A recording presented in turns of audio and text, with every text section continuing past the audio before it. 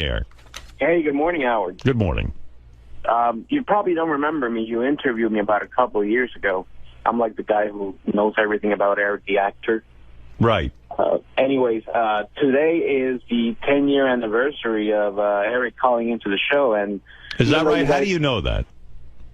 Because it's dated September 19th, 2002. That's what I do. I mean, I know everything about Eric. Wow. So you're saying 10 years ago today, Eric the actor made his first phone call. He called in for the first time. He was angry at you because you were being mean to Kelly Clarkson. You were calling her fat and ugly, and obviously he had to call into her defense. Eric, did you know it's your 10th anniversary today? I've been emailing you for a couple days now about that. I see. Why aren't we having some big celebration? Gary, that's a question for Gary, Rob. Why is there not a big celebratory event going on here? Maybe this is it, Robin. I think that you should celebrate it right now. I don't think there's... Right. I mean, should I celebrate Marianne from Brooklyn's first week on the air, Eric? Yeah, well, has Eric been hounding you about this, that we should have some sort of celebration? He sent a note, and he just said that he was surprised that you made him wait on the phone for so long because it's his 10th year on the show, and the big line was, doesn't that mean anything to anyone? No. Eric, haven't you figured out that none of that means anything to us? We don't celebrate our own anniversaries. Right. I don't even know... like what year this is that I'm a broadcaster. I know. When people ask, it's 30-something. I don't know. Yeah, I don't care about anniversaries. You know that, right, Howard, are you aware that last week was my 28th anniversary on the show? I actually was not. It was, and I'm not angry that you let it go by. Hey, by the way, Eric, you'll be pleased to know that now that I officially know your 10th year anniversary, we have huge plans for your 20th anniversary. We're going to start now, 10 years in advance. It's going to take us 10 years to plan it. Yeah. Eric, I mean, seriously, you understand that we don't give a shit, right? Was kind of hoping that you would. But Eric, I mean, as Gary just pointed out, we don't celebrate anybody's 10th anniversary of calling into the show. Sometimes Eric can seem really smart to me, and like he seems incredibly with it. And then when he gets upset about dumb shit, I go, "Wow, he's really dumb." I'm fucking retarded. No, you're not. Stop saying that. Don't put yourself down. I'm fucking retarded. You're not serious when you make these calls, are you? I think I'm a bit serious.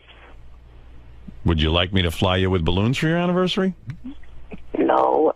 What would you envision might happen? Let's see if we can make it come true. It's your 10th anniversary. What would you like us to do?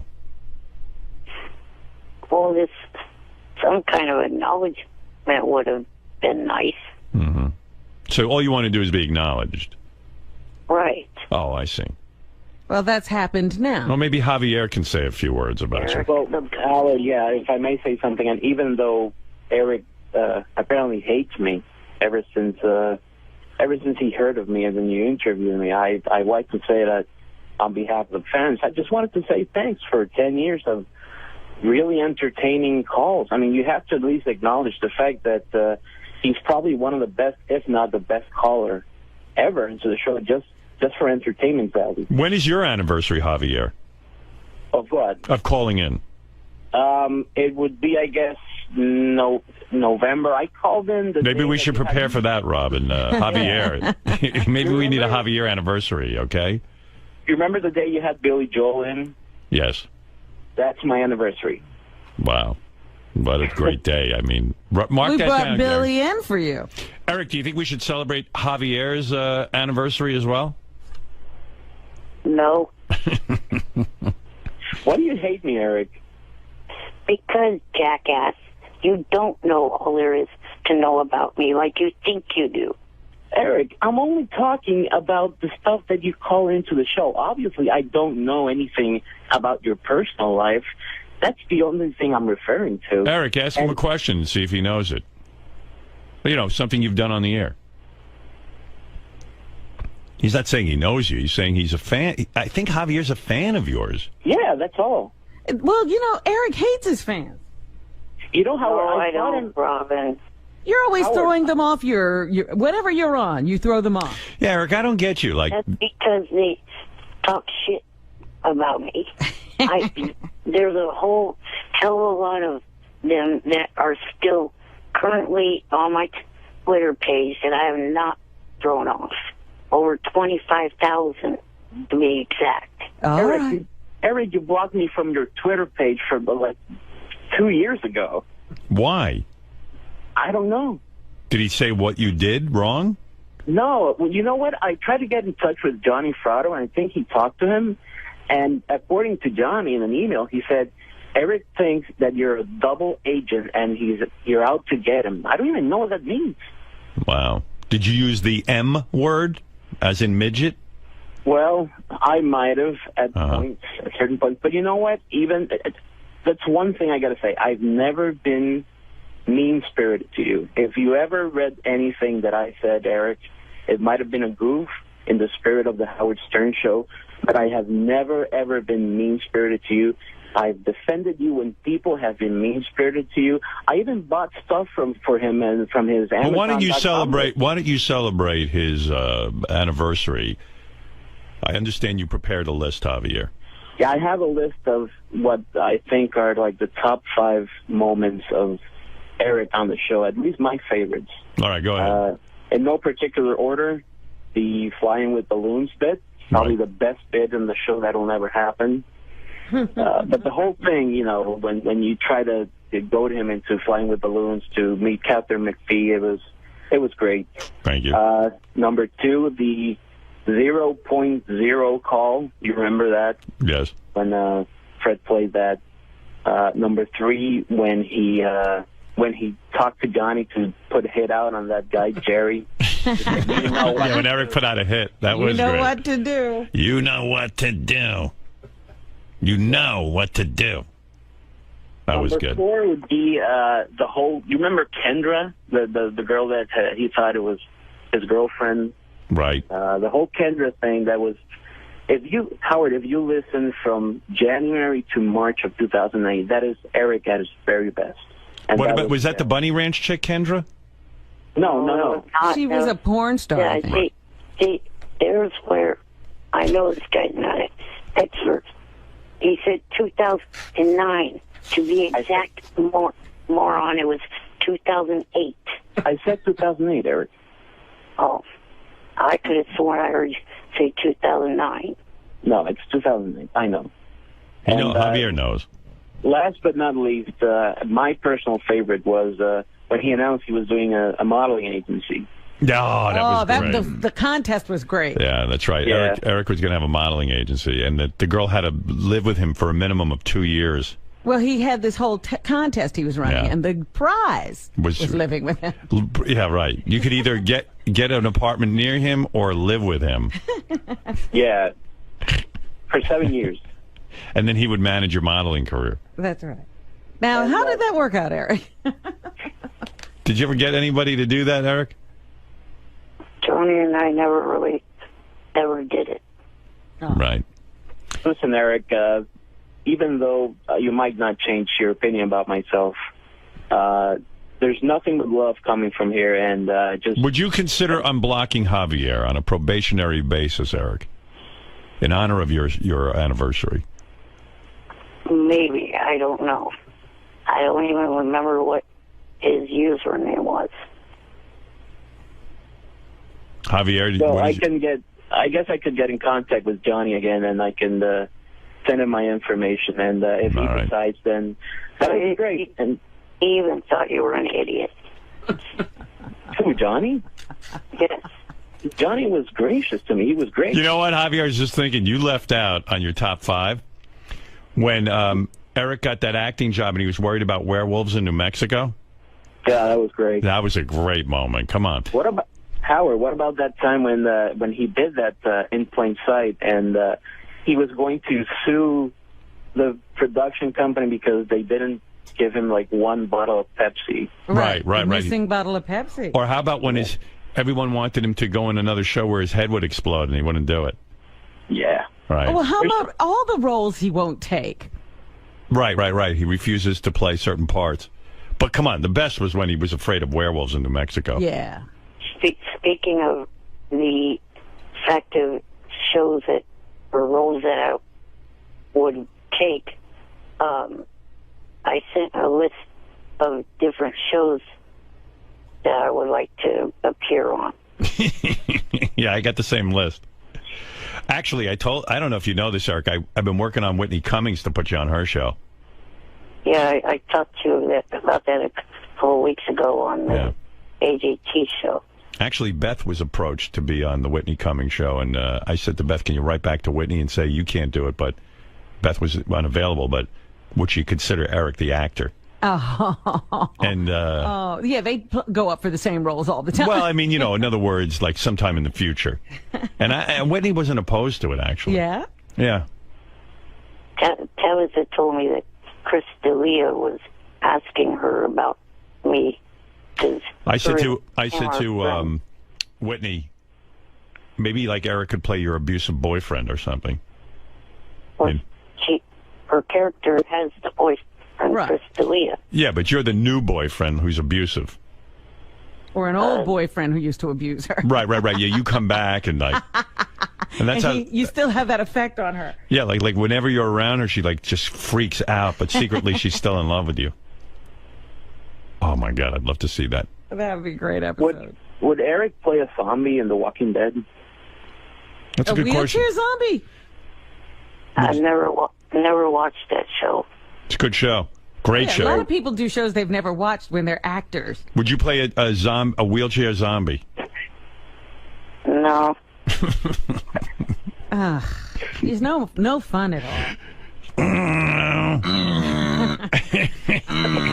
That's where they got this sound for a buzzer. They heard Eric and sounds like the AGT buzzer. That is a no. Well, I'm going to work. What are your shows, real quick, what you want to be on? That's all.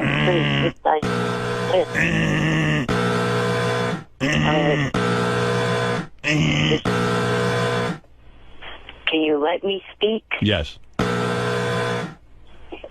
It's fucking rude to ask a person a question and not let them answer.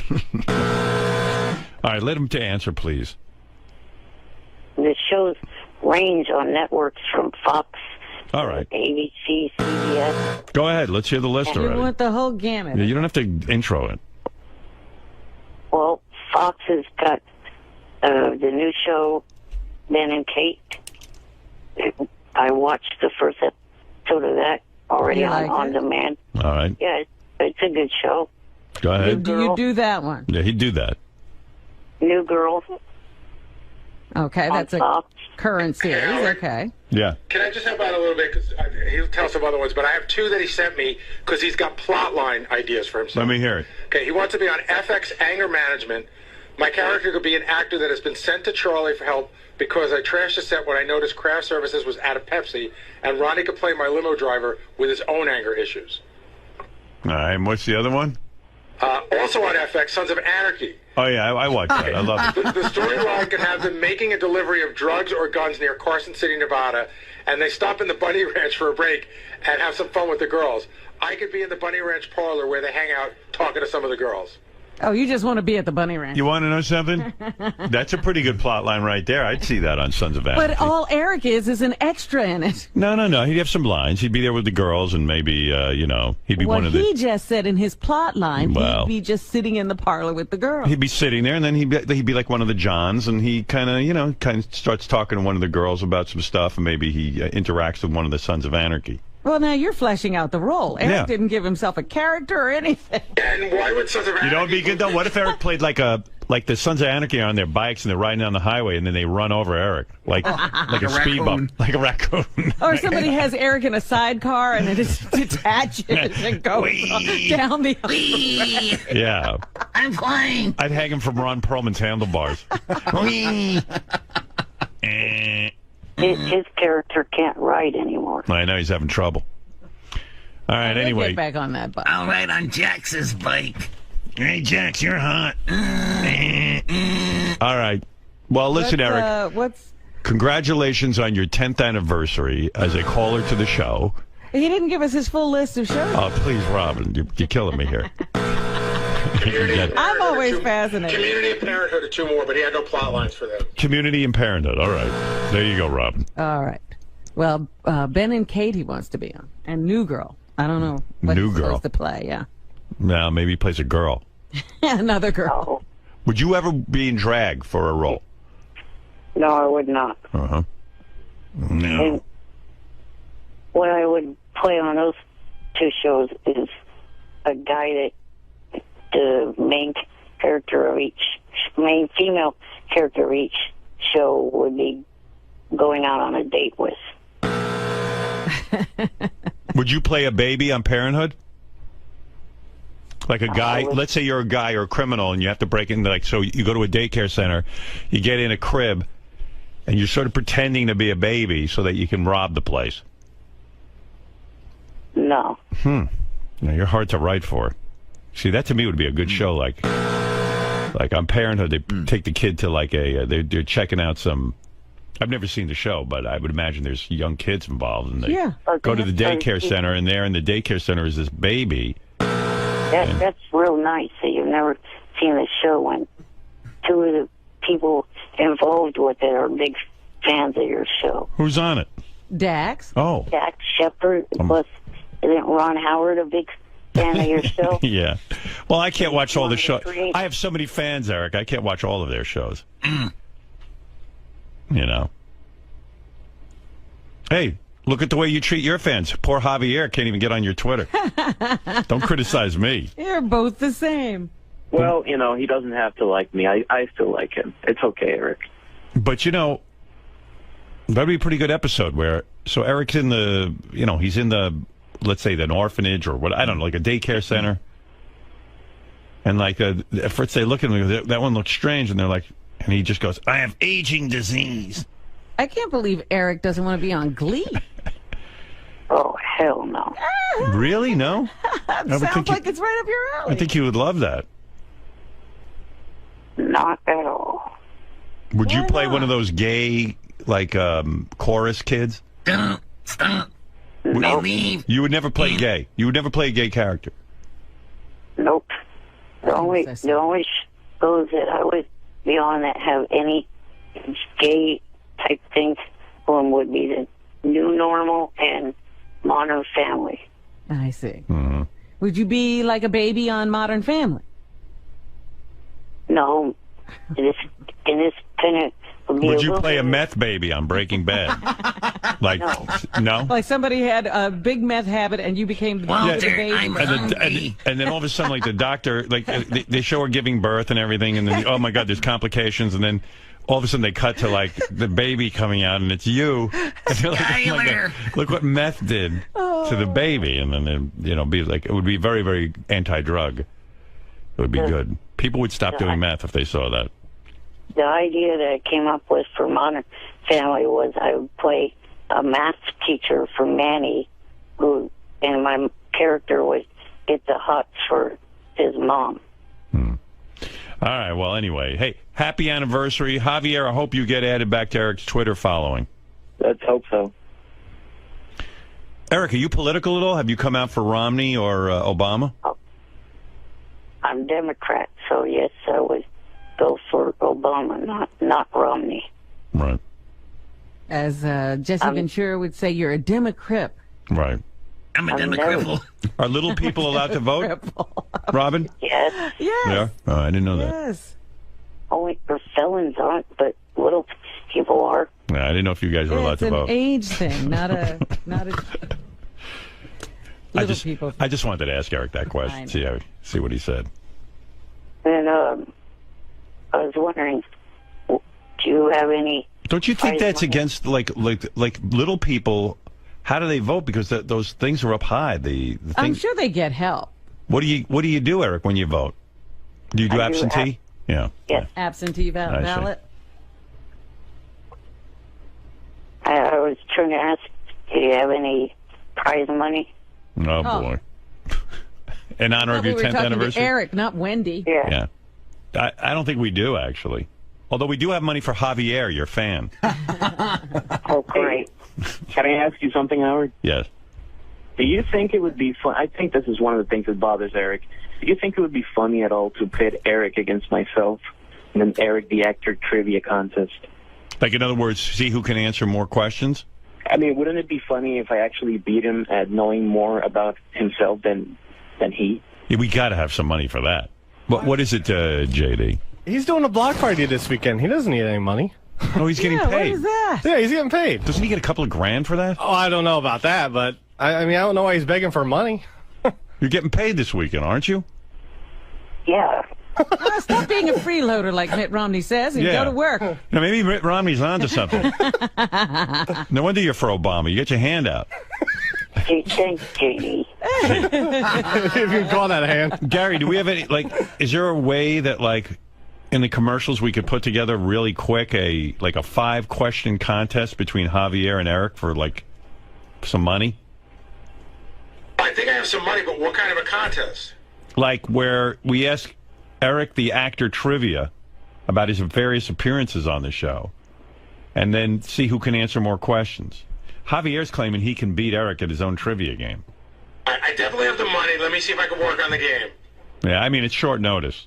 I don't know anything about Eric the Actor, so I don't know that I can be much help. I would want to hear that. Would you, Robin? I'd love it. All right, Eric, hold on. Javier, hold on. Let me see if I can throw something together. I'm not guaranteeing anything. Can I quickly make a couple little promotions? Oh, boy. Can you wait till after the commercial? Eric, it's not a good time to promote when you've bored everybody to death. Yeah, right. No one wants to see you now.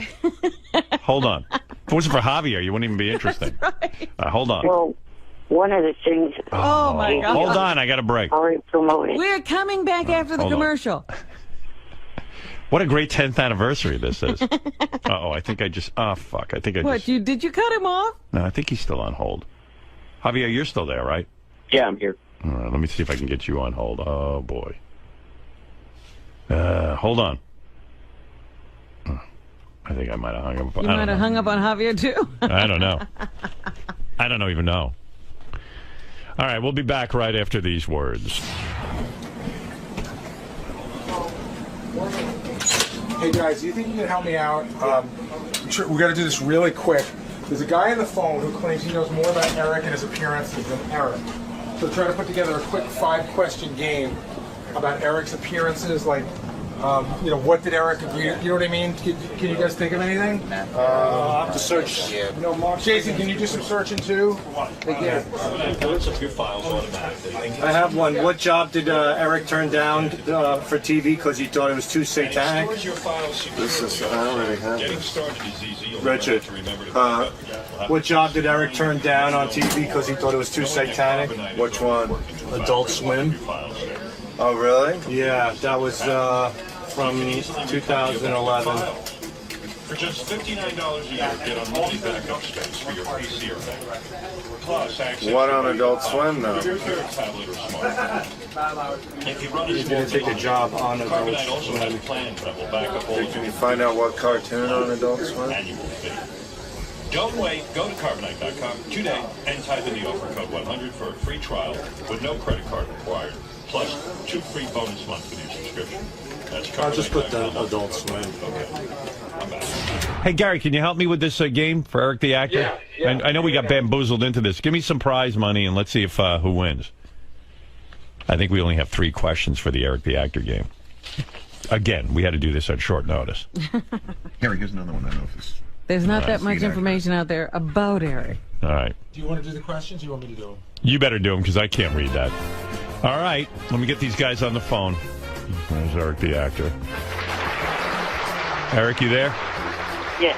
All right, let me get Javier. Javier, you there? Yep. All right, we're playing for $500 cash from Steven Singer Jewelers. Visit IHateStevenSinger.com today. Great guy, Steven Singer. Give you a good deal. All right, here's the game. There's going to be 3 questions. So therefore, someone will win. You got to have the best 2 out of 3. Right. Right. All right, now, nobody blurt out any answers. Here we go. I'll go to Eric the Actor first. Ask him the question. If he gets it wrong, Gary, I assume we'll go to Javier with the same question. Right. Correct. Don't blurt out answers. Robin, shh. Okay. All right, here we go. Don't blurt out the answer, Robin. Robin's an expert. I'm reminding myself. Right. All right, here we go. Eric, the actor, first. In Eric's first phone call to the Stern Show, who did he say were the top 2 chicks he masturbated to? Eric, go ahead. You have very few seconds to answer. Eric, are you there? Yes. Who are the 2 chicks you said you masturbate to? He's on the internet. Good up. That's why I'm making him answer right away. Eric, answer now. All right, Eric, we're going to hit the buzzer. Wait. Take a guess real quick. I know one of them off the top of my head was Beverly Mitchell. All right, Beverly Mitchell. And who else? Yeah, you need both. Why would you give up the name now that it's going to go over to Javier? Who knows if he's right. All right. Eric, I got to give you a no. You did not mention the 2 women. I am not going to say whether Beverly Mitchell is right or not. Let's go to Javier. Javier, who are the 2 women? Well, actually, that's a tough one. So I'm going to say one of them is Beverly Mitchell because he said it. I'm going to say the other one is Pamela Anderson. All right. Is he right? The answer is Beverly Mitchell from Seventh Heaven and Britney Spears. All right. Well, you're both wrong. Both wrong. Sorry, guys. There'll be no money for you on base of that. Now we could wind. No, never mind. Go on. All right, Javier. Yeah, I know. Don't worry, I might have another one. All right. Javier, you're going to go first. Gary, ask him the question. Javier, who were the 3 celebrities in studio with Eric the Midget when he came in for his only in-studio appearance in 2008? Javier, who were the 3? All right, it was Diana DeGarmo. Go ahead. It was Natalie Maine. Go ahead. And the wrestler, I forgot his name. The wrestling guy that came in with Diana DeGarmo. Oh, man. You're running out of time. Hurry. Give me the name of a wrestler. I can't remember the name of the guy. All right. Now we got to move it over to Eric. All right, let's go over to Eric. Eric, go ahead. Kurt Angle, Natalie Means, and Diana DeGarmo. That is correct. All right. Javier had it. He just couldn't pull out. One. I feel bad for Javier because he really had it. Yeah. But This is the game. And there you go. So 1 for Eric. And now the final question. If Javier ties up, Eric, you'll go first. You could put it away right here. Go ahead, Gary. What TV job did Eric turn down because he thought it was too satanic? Eric? The animated cartoon on the Cartoon Network. Is that correct, Gary? I don't remember the name of the show. Oh, he doesn't know the name? That is incorrect. You do not know the name of the show, all right? Javier, you can get back in the game. Gary, give him the question again. What job on TV did Eric turn down because he thought it was too satanic?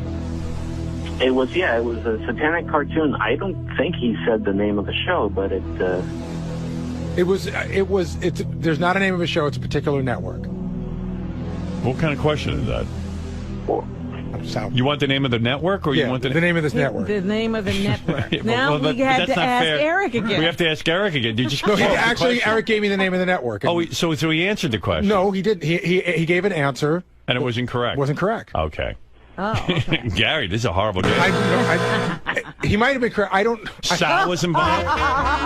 He may have been correct. I have an answer here, and I don't know. Wait a second. You trusted Sal to make the game? You gave me 4 minutes. All right. Sal and Richard put this game together. No wonder this is going so badly. Oh my God! They're 2 retarded people put the game together. It was very quick. What? Wait, we're not at a tie yet. Okay, Sal, you idiot! Which channel? That was correct. It was a satanic cartoon on the Cartoon Network. Is the Cartoon Network correct, Sal? It's not. Sal says it's not correct. Is it a particular show? It's called Adult Swim. Adult Swim is correct. Cartoon Network, you moron. Well, evidently Adult Swim is right. Cartoon Network. Gary, I think the game is. The answer is Adult Swim. I don't know what Adult Swim is on. But that's a shitty question. Well, no, it's a shitty answer. Oh, you know what? I knew I shouldn't have gotten involved in this game. Even when Eric said he needed money, I should have just hung up. I agree. I hate Sal, I hate Eric, and I hate Javier now. I'm sorry. Yeah, and they did nothing wrong. Can I say something? Adult Sal, you're such a shit stain. Oh, can I tell you something? Yeah. Okay, I'd rather you say I can't come up with a game. No, I can. Okay, go ahead. I had to come up with immediate facts that I documented 8/9/11. He said he turned down a satanic show from Adult Swim. And that was it's a cable television network. Well, I didn't know. Shares I didn't space know with Cartoon Network. Right. So I didn't know is if it was a network, but it was for the Adult But Swim I'm saying show. the question's so It's so specific. What did he turn down? What satanic role did he turn down? And he made it perfectly you said clear. What satanic role did he turn down? But you were looking for the name of a network or a show. Or a show. It just said what satanic show did he turn down? Right. And so that's when he it. said Cartoon Network, I'm looking at Adult Swim. I don't know what that means. You wrote a question that's ridiculous. It's for Adult Swim. He said yeah, the but wrong we show. don't listen to. Read the question you wrote down. The question. Can I have the question, please? You didn't ask for the name of the network. But it was specific, right? You wouldn't say NBC. Oh my God, you're retarded. It's impossible to deal with you. You just love you doing don't, this no, to me. you can't explain. Yes, I can. Go ahead, read the question. What job on TV did Eric turn down because he thought it was too satanic? But that's not Adult the name of a network. Adult Swim. Adult Swim is the show. No, it's a network. Well, then it was documented that way. Howard, I can show you the document. Sal, why can't you admit you fucked up? What am I fucking up? There's nothing clear about that question. We're asking, we don't know what you're asking for. You could never write for a game show. What are you asking for? Adult Swim is the name of the network. You got to say, what was the name of the network that Eric almost worked for? It was the Cartoon Network, Howard. Adult Swim is on. But that's not your question. Read the question again. What job on television did Eric turn down? That what has job? nothing to do with a network. I agree, but there is no I never said a network in here. So what but the keyword is satanic. There's only one show he turned down that was satanic. Was Adult Swim. Adult Swim's the name of a network. It's not a show. It's not a show. Well, Jason Kaplan just said that it's on the Cartoon Network. Yeah, no. Adult It is Swim. a It's network, a network that shares space. Okay, but it was it was documented. Sal, you're an idiot. It was documented when he called in. He said this specifically. This is a specific Sal, quote. listen to me. Your IQ is so corrupt and low. Stop. It is not. That you don't even know what I'm saying to you. Yes, I do. It's not a question of I know what a network is. Like you work in AGT. The network is NBC. I know the difference. So what would the question be? What show were you on television? AGT. Right. What show did he turn down satanically on TV? He didn't turn down Adult Swim. That's not the name. What? It doesn't matter. He's satanically. You're an idiot. You're a moron. When he explained it. You know what a moron this guy is? I got to tell everybody. Hold on. We're in the middle of a game. I know. I got to tell you what a dummy he is. We're stopping the game for a second. I'm not a moron. I come up with good ideas here. Ideas. So yesterday, perhaps. We had a meeting yesterday. We now have in a conference room. We have a community we formed. Like, you know how people are on Facebook? Yeah. We have a community called 𝗦𝗁. It's a private. Nobody's invited me to. Well, you wouldn't. You're not. Yeah, you're not a part of it. If you want to be, you can be. But I try to spare you these things. 𝗦𝗁 was a community I developed with the guys at IBM. It's they have a great piece of software called Communities or Connections. And you have your own community. Called 𝗦𝗁. It's a place where my staff can write and communicate with one another. So I decided yesterday, I rented out a conference hall with a big screen. Yeah, conference hall with a screen. And it was mandatory that everybody on 𝗦𝗁 has to attend. Right. I got up, I made about a half-hour presentation, then I turned the meeting over to John Hein. Wow. And did you have, like, audio, video? Yeah, everything. Displays all the accoutrements. Wow. So that we could teach everybody how to use 𝗦𝗁. And so we even had two guys from IBM there. I was going to ask if I could have a personal... No. No? No. Yes, of course you can. Of course. Listen. So...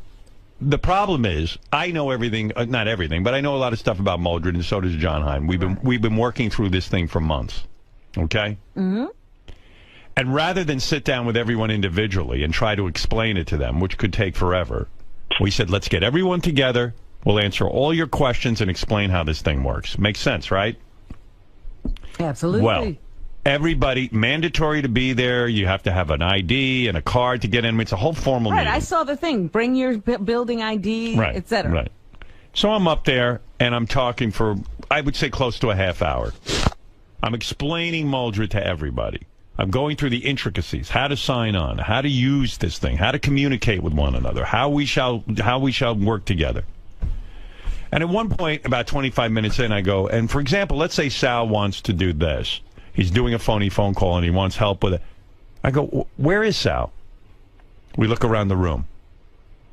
No Sal. 25 minutes into this fucking thing, I'm talking my brains out.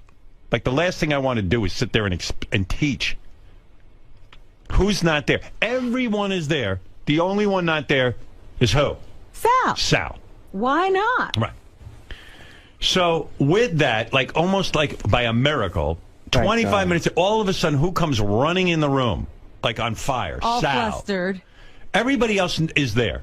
I go, Sal, what's going on? He goes, hey, Howard, I was making a phony phone call to where did you make the McDonald's in Libya. To McDonald's in Libya. All right. So I go, okay, fine, whatever, you're late. Now, I didn't say this then. This guy is here all morning. He's going to be there after the meeting. Mm-hmm. I need him there at 11 o'clock for the meeting.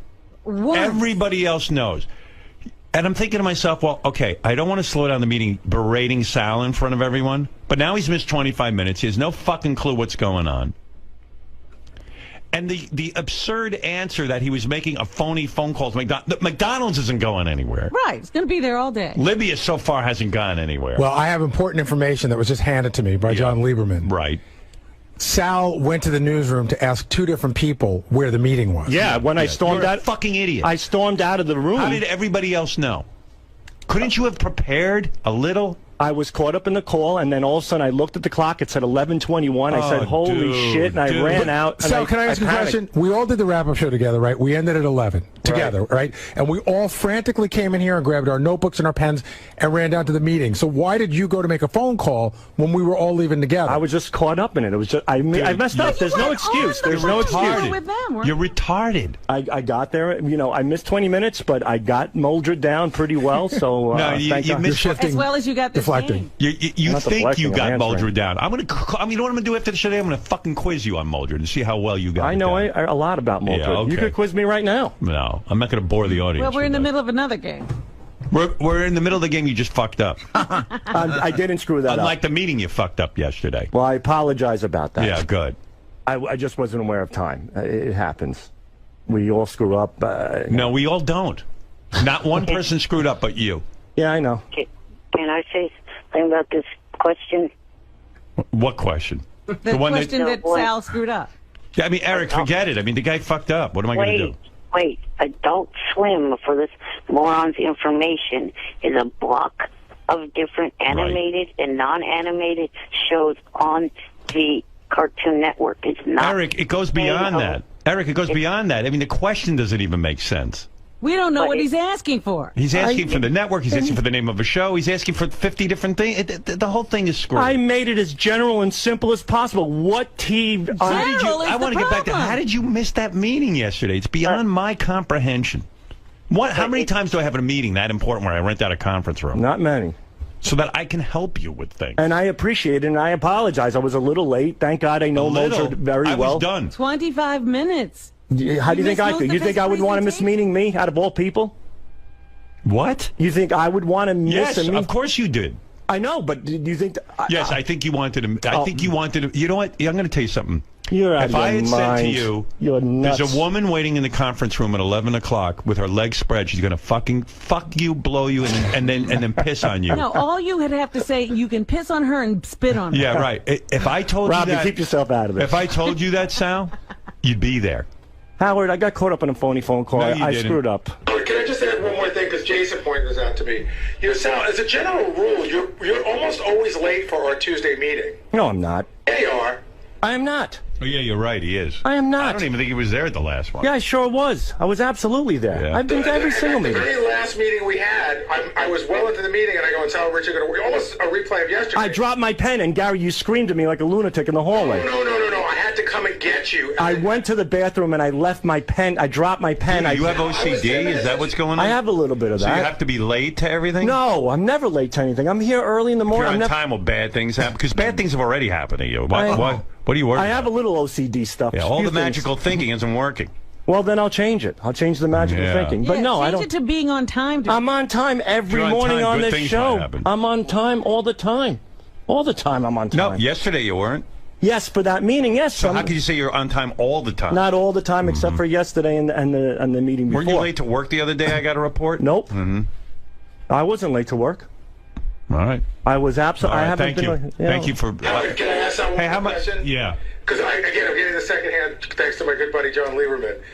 Sal, God's honest, swear to life to your kids. Did you doze off during the Moldred meeting yesterday? No, and why? And Ronnie looked at me and closed his eyes like I was. Absolutely not 100% swearing the life of my children. Would not do something like that. You wouldn't be late. You wouldn't, but you did it. I was late. I admitted I was late, Robin. I apologize about being late. I was in the middle of work and something You're such happened. a con man. How am I a con man? I was fucking working on something. Con man. I said I was sorry.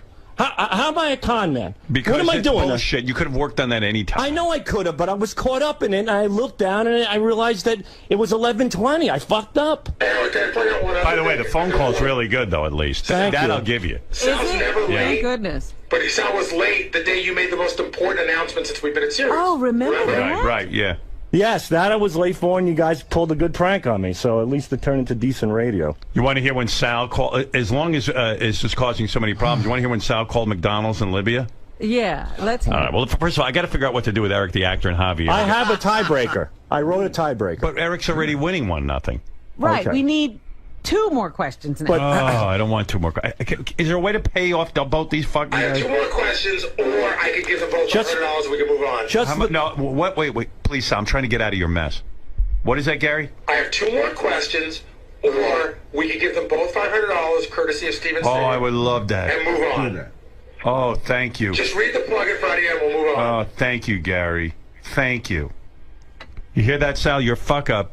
I want you to rephrase my question because I disagree with you. What job on TV did Eric turn down because he thought it was too satanic?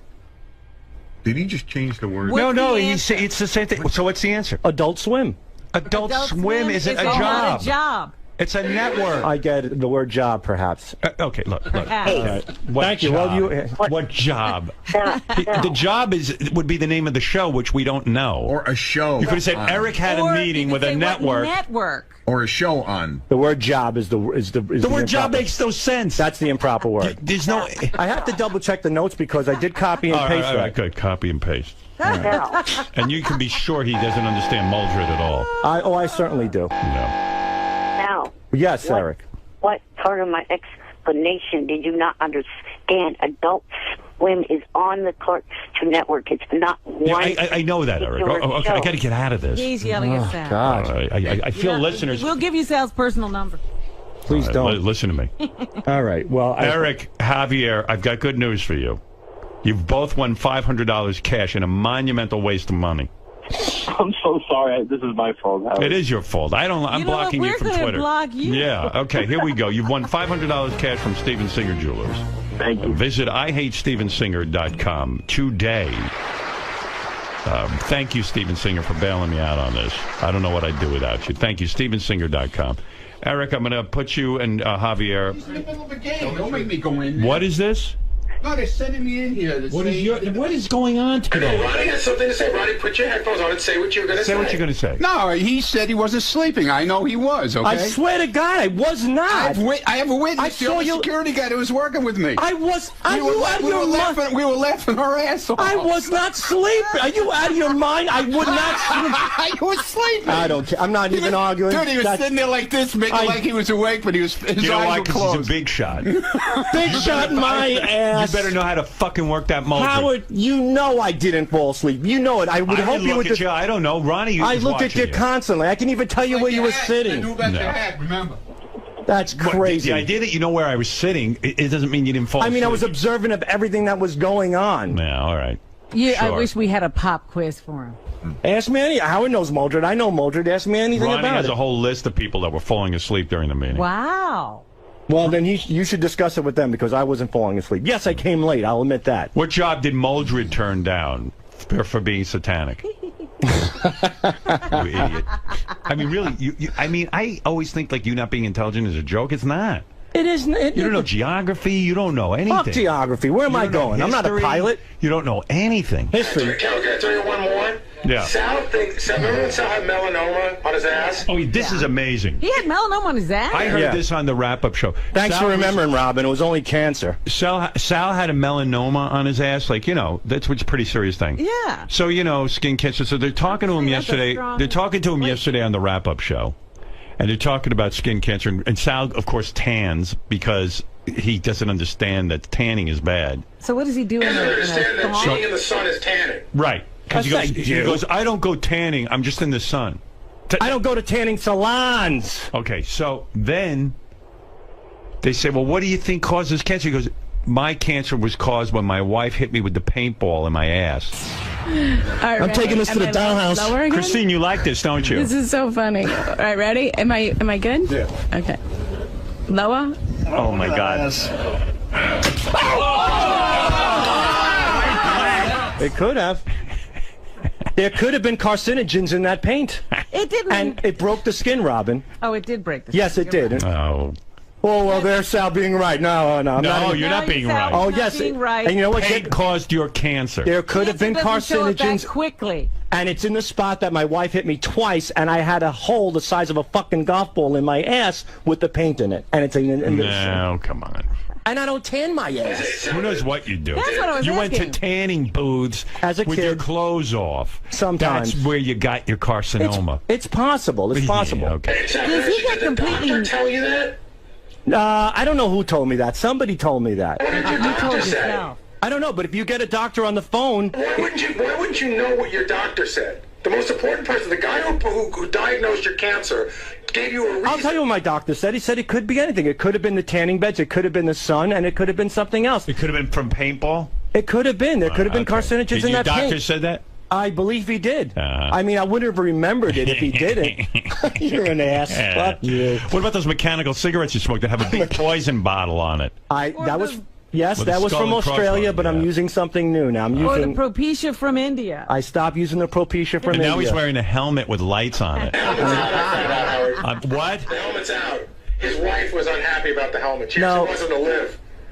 No, Oh, my it's God. not that. You brought up a good point, Howard. You said stop it, and I thought about it. Sal got a hold of this helmet where if you stick it on your head and they put lights on, the light makes your hair grow. It's low laser light technology. Oh, fucking idiot. You could follow up on carcinogens and paintballs. That is, and even Robin agrees with that. No, I didn't hear Robin agree with that. Robin, she was a nurse, I and bet she you did. It's way more likely that you sat in a tanning booth tanning your asshole. But did he get in the tanning booth naked? Yes. Once in a while. No, back in the day I wore fruit in the looms. Yeah, okay. Yeah, sure. but it's the area. Yeah, I did expose it. Yes, the answer is yes. The answer is that's where it came from. All right. My guess. Oh, I'm not a doctor, but I would say it's more from that than paintball. I have a feel Sal loves to go around the internet, right? Yeah. So I have a feeling that the story I'm holding in my hands is what he saw. No, it's a guy got shot with paintball, and where he got shot in his cheek revealed that he had a cancerous mole there. Right. That was actually lucky for him because Yeah, because he went to get it looked at. Right. Okay. Look, that's not me. Look, Eric the actor, you've won $500 courtesy of Steven Singer Jewelers, and so has Javier. Visit IHateStevenSinger.com today. Okay, guys? All right. Okay, thank you. And You're welcome. In closing, I'll be at both the block parties this weekend, and I started a new job with TNA, making predictions on their show called TNA Today. I can't even believe that happened, but okay. In a couple weeks, they'll start. Very good. I would watch that. All right. Thank you, Eric. It's enough of Eric. All right. I'll put you on hold for your money. And Javier, where is he? Oh, that's Javier. Eric, I'm so It's upset. an internet show. All right. Hold on. And a happy anniversary. Thank you. 𝗦𝗫𝗄𝗿𝗏. All right. All right, so thank you for liking the Libya thing. I'll bail. Yeah, all right, here it is. Here's Sal, and here's what he does best. Yeah, stand there and you take your bow. Now something good's going to happen. You don't have to leave. Thank you for liking it. And all right, here we go. I'd like to go back to Sal work. calls McDonald's in Libya. Idiot. You're leaving now? No, I think stay. The premise is based on. Keep walking to the door. Just stand there and let me. You'll get a bow here. People will praise you. You're an idiot. Sal calls McDonald's in Libya. This is why he missed the meeting. And of course, you heard a Kentucky Fried Chicken was burned down in Libya. Actually, it was in Lebanon. Right. So Sal says, "Hey, do you guys have a McDonald's?" He calls and he goes, "Are you guys going to burn down this place?" All right. So here he goes. Hello, McDonald's. Yes. Okay. You guys just burnt down the Kentucky Fried Chicken in Libya. And I want to come down to eat at McDonald's. But before I do, I want to know, are you guys on fire? No. Really, I don't know about the burning Kentucky Fried Chicken. I live in Benghazi, and I didn't know about the burning Kentucky Fried Chicken. I swear, I don't know. What about the burning of American flag? Have you burned American flag? Yes, we burned the American flag because the movie about Rasul. Because we are very nervous about the movie who made those American movie about the Rasul. Are the Jews to blame for this problem? Yes, Jews are the devil. What's that? Jews are the devil. Is that correct? Yes. So the Jews are to blame for this? All the Jews in the world are devil. All the Jews of the world are evil. Evil. Yes, evil. What must we... Evil. They didn't make anything for Libya. Now, do you want America to stay and help Libya, or should America leave Libya? No, help Libya. If you want us to help Libya, why did you kill our ambassador? I want to go right now. Okay, go. Wait a minute. Are we safe to come to McDonald's and eat, or will you burn it down like Kentucky Fried Chicken? No, we don't want to burn out any restaurant or any building in Libya. Okay, so if we come to McDonald's as Americans, you will not burn it down? No. I am safe to eat at McDonald's? Yes, you are safe and your family is safe. How about the Jews? Jews, no. No Jews? No. Okay. Okay. All right, have a good day, sir. Well, have a good day. Okay, bye-bye. Nice people. I love that call for a lot of different reasons. First of all, why do you have an accent? I wanted to make them feel comfortable. Right. You're like How are we supposed to know you're an American when you're doing an accent too? You know.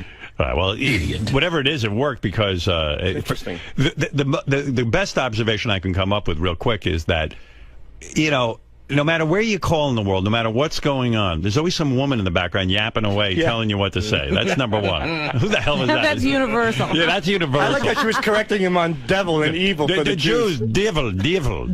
They're evil devils. Devils. Great word, devils. Jews are devils. Fantastic. Really, it's so mind-blowing because you get a glimpse. Help us, but we're gonna burn you and we're gonna burn you and kill your ambassadors over a stupid fucking movie. They don't even understand the concept that this is a movie no one's ever gonna see unless they make a big deal about it. They're nervous about that movie. Yeah, I mean, it's just a brilliant call. And he says, come to McDonald's, we won't burn it down, but he has no reservations about telling me he's burning our flag. Right, no. Oh, yes, we're burning your flag. But we make sure it doesn't burn up the building. Hey, what was that news report that someone over there burned a flag and the guy died? It was like he breathed in all the fumes. What was that? Did you read that? Yeah, I didn't read that. Yeah, some guy. Where was it that happened? Do you know? It was at one of the anti-U.S. Protests. Yeah, on Adult Swim. No, on Adult Swim. I'm pretty sure it was in the Swim. It was in the Middle East. He's pretty sure it was somewhere over there.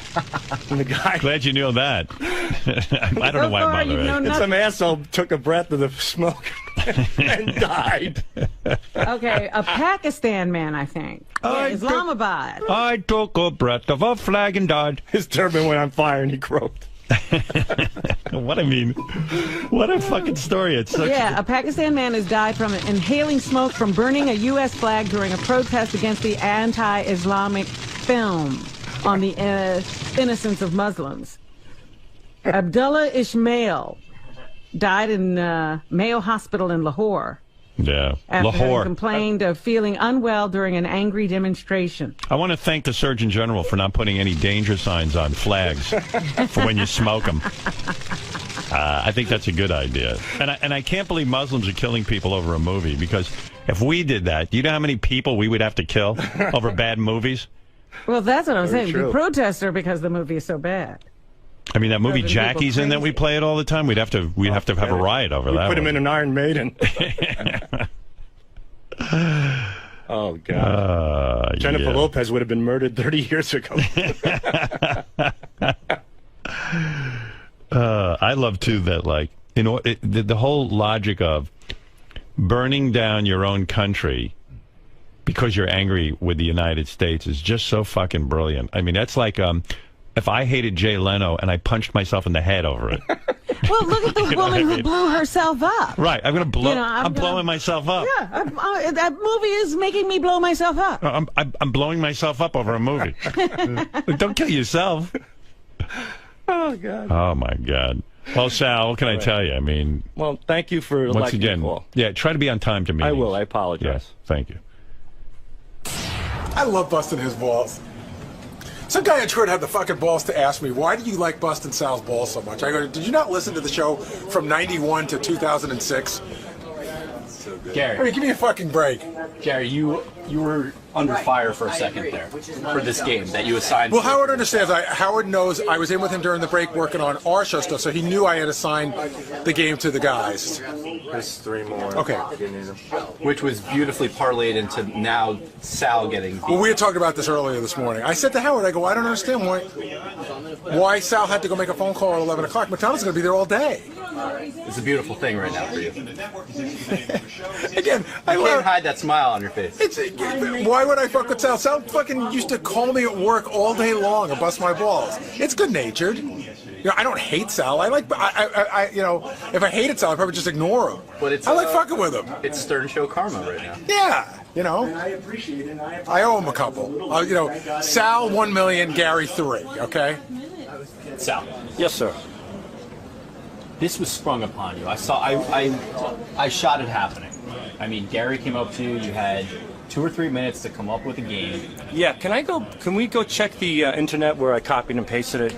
Yeah. Because I just want to see if I copied it and pasted it properly. I could have screwed that up too. Let's take a look here. I just want to see. So you got this right off of our website? I got this off of Mark's Friggin, which is very, very factual. I mean, he runs a great site. Yeah. Well, let's see. Here's the quote. I should have said. He said he had 2 acting jobs and he never would have had, according to Johnny Frauder. Johnny said that Eric didn't take a job, that was the key word, with Adult Swim because he felt it was too satanic. So that was the quote that I pulled. He didn't take a job. And I said to Howard, what's the key word here that I screwed up? He says, job. So according, again, Johnny Frauder, Johnny Frauder's quote was, Eric didn't take a job with Adult Swim because he felt it was too satanic. So we had a scramble. We had 3 minutes. I was looking for facts. I thought that was a pretty good question. What did Eric turn down that was too satanic? What job? And it was Adult Swim. I don't know about the network, so if it's a specific television show, but I know that specifically was said, and that's the fact that I took. Well, the problem, I think, why it's getting so convoluted is that Adult Swim is the title of a block of cartoons featured on the Cartoon Network late at night. Right. So there's a lot of layers to this. But all in all, it was sprung upon you, and you were forced to react and try to help Gary out, but then it got spun into an entirely different animal. I mean, yeah, everything you've done wrong in the last month has come into question, and then you're on your heels. Mm-hmm. Do you feel like you can't win in those situations? I mean, they're calling you a con artist, they're calling a con man. That's a little heavy. Yeah, you can't win. No, you can't. You can't fight City Hall, and you can't fight the Howard Stern Show. The house always wins. Absolutely. Absolutely. I mean, and this is some house. This is crazier than the White House in this place. And you have to take your lumps. That's how the show works. Look, Howard's running the show. We needed things. We had to scramble. We had to put it together. I took this quote. We needed a quick fact immediately. That's how it was quoted. That's how it was said. And unfortunately, it didn't relay properly, and I'm responsible for it. At the end of the day, no matter how you look at it, I'm the one who pulled the quote, even though it was to the T.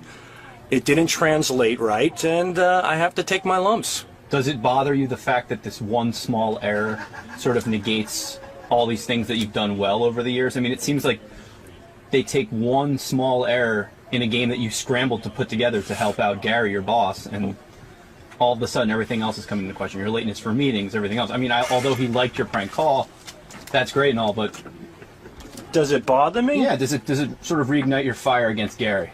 Nah. I mean, I'm just like, I don't know.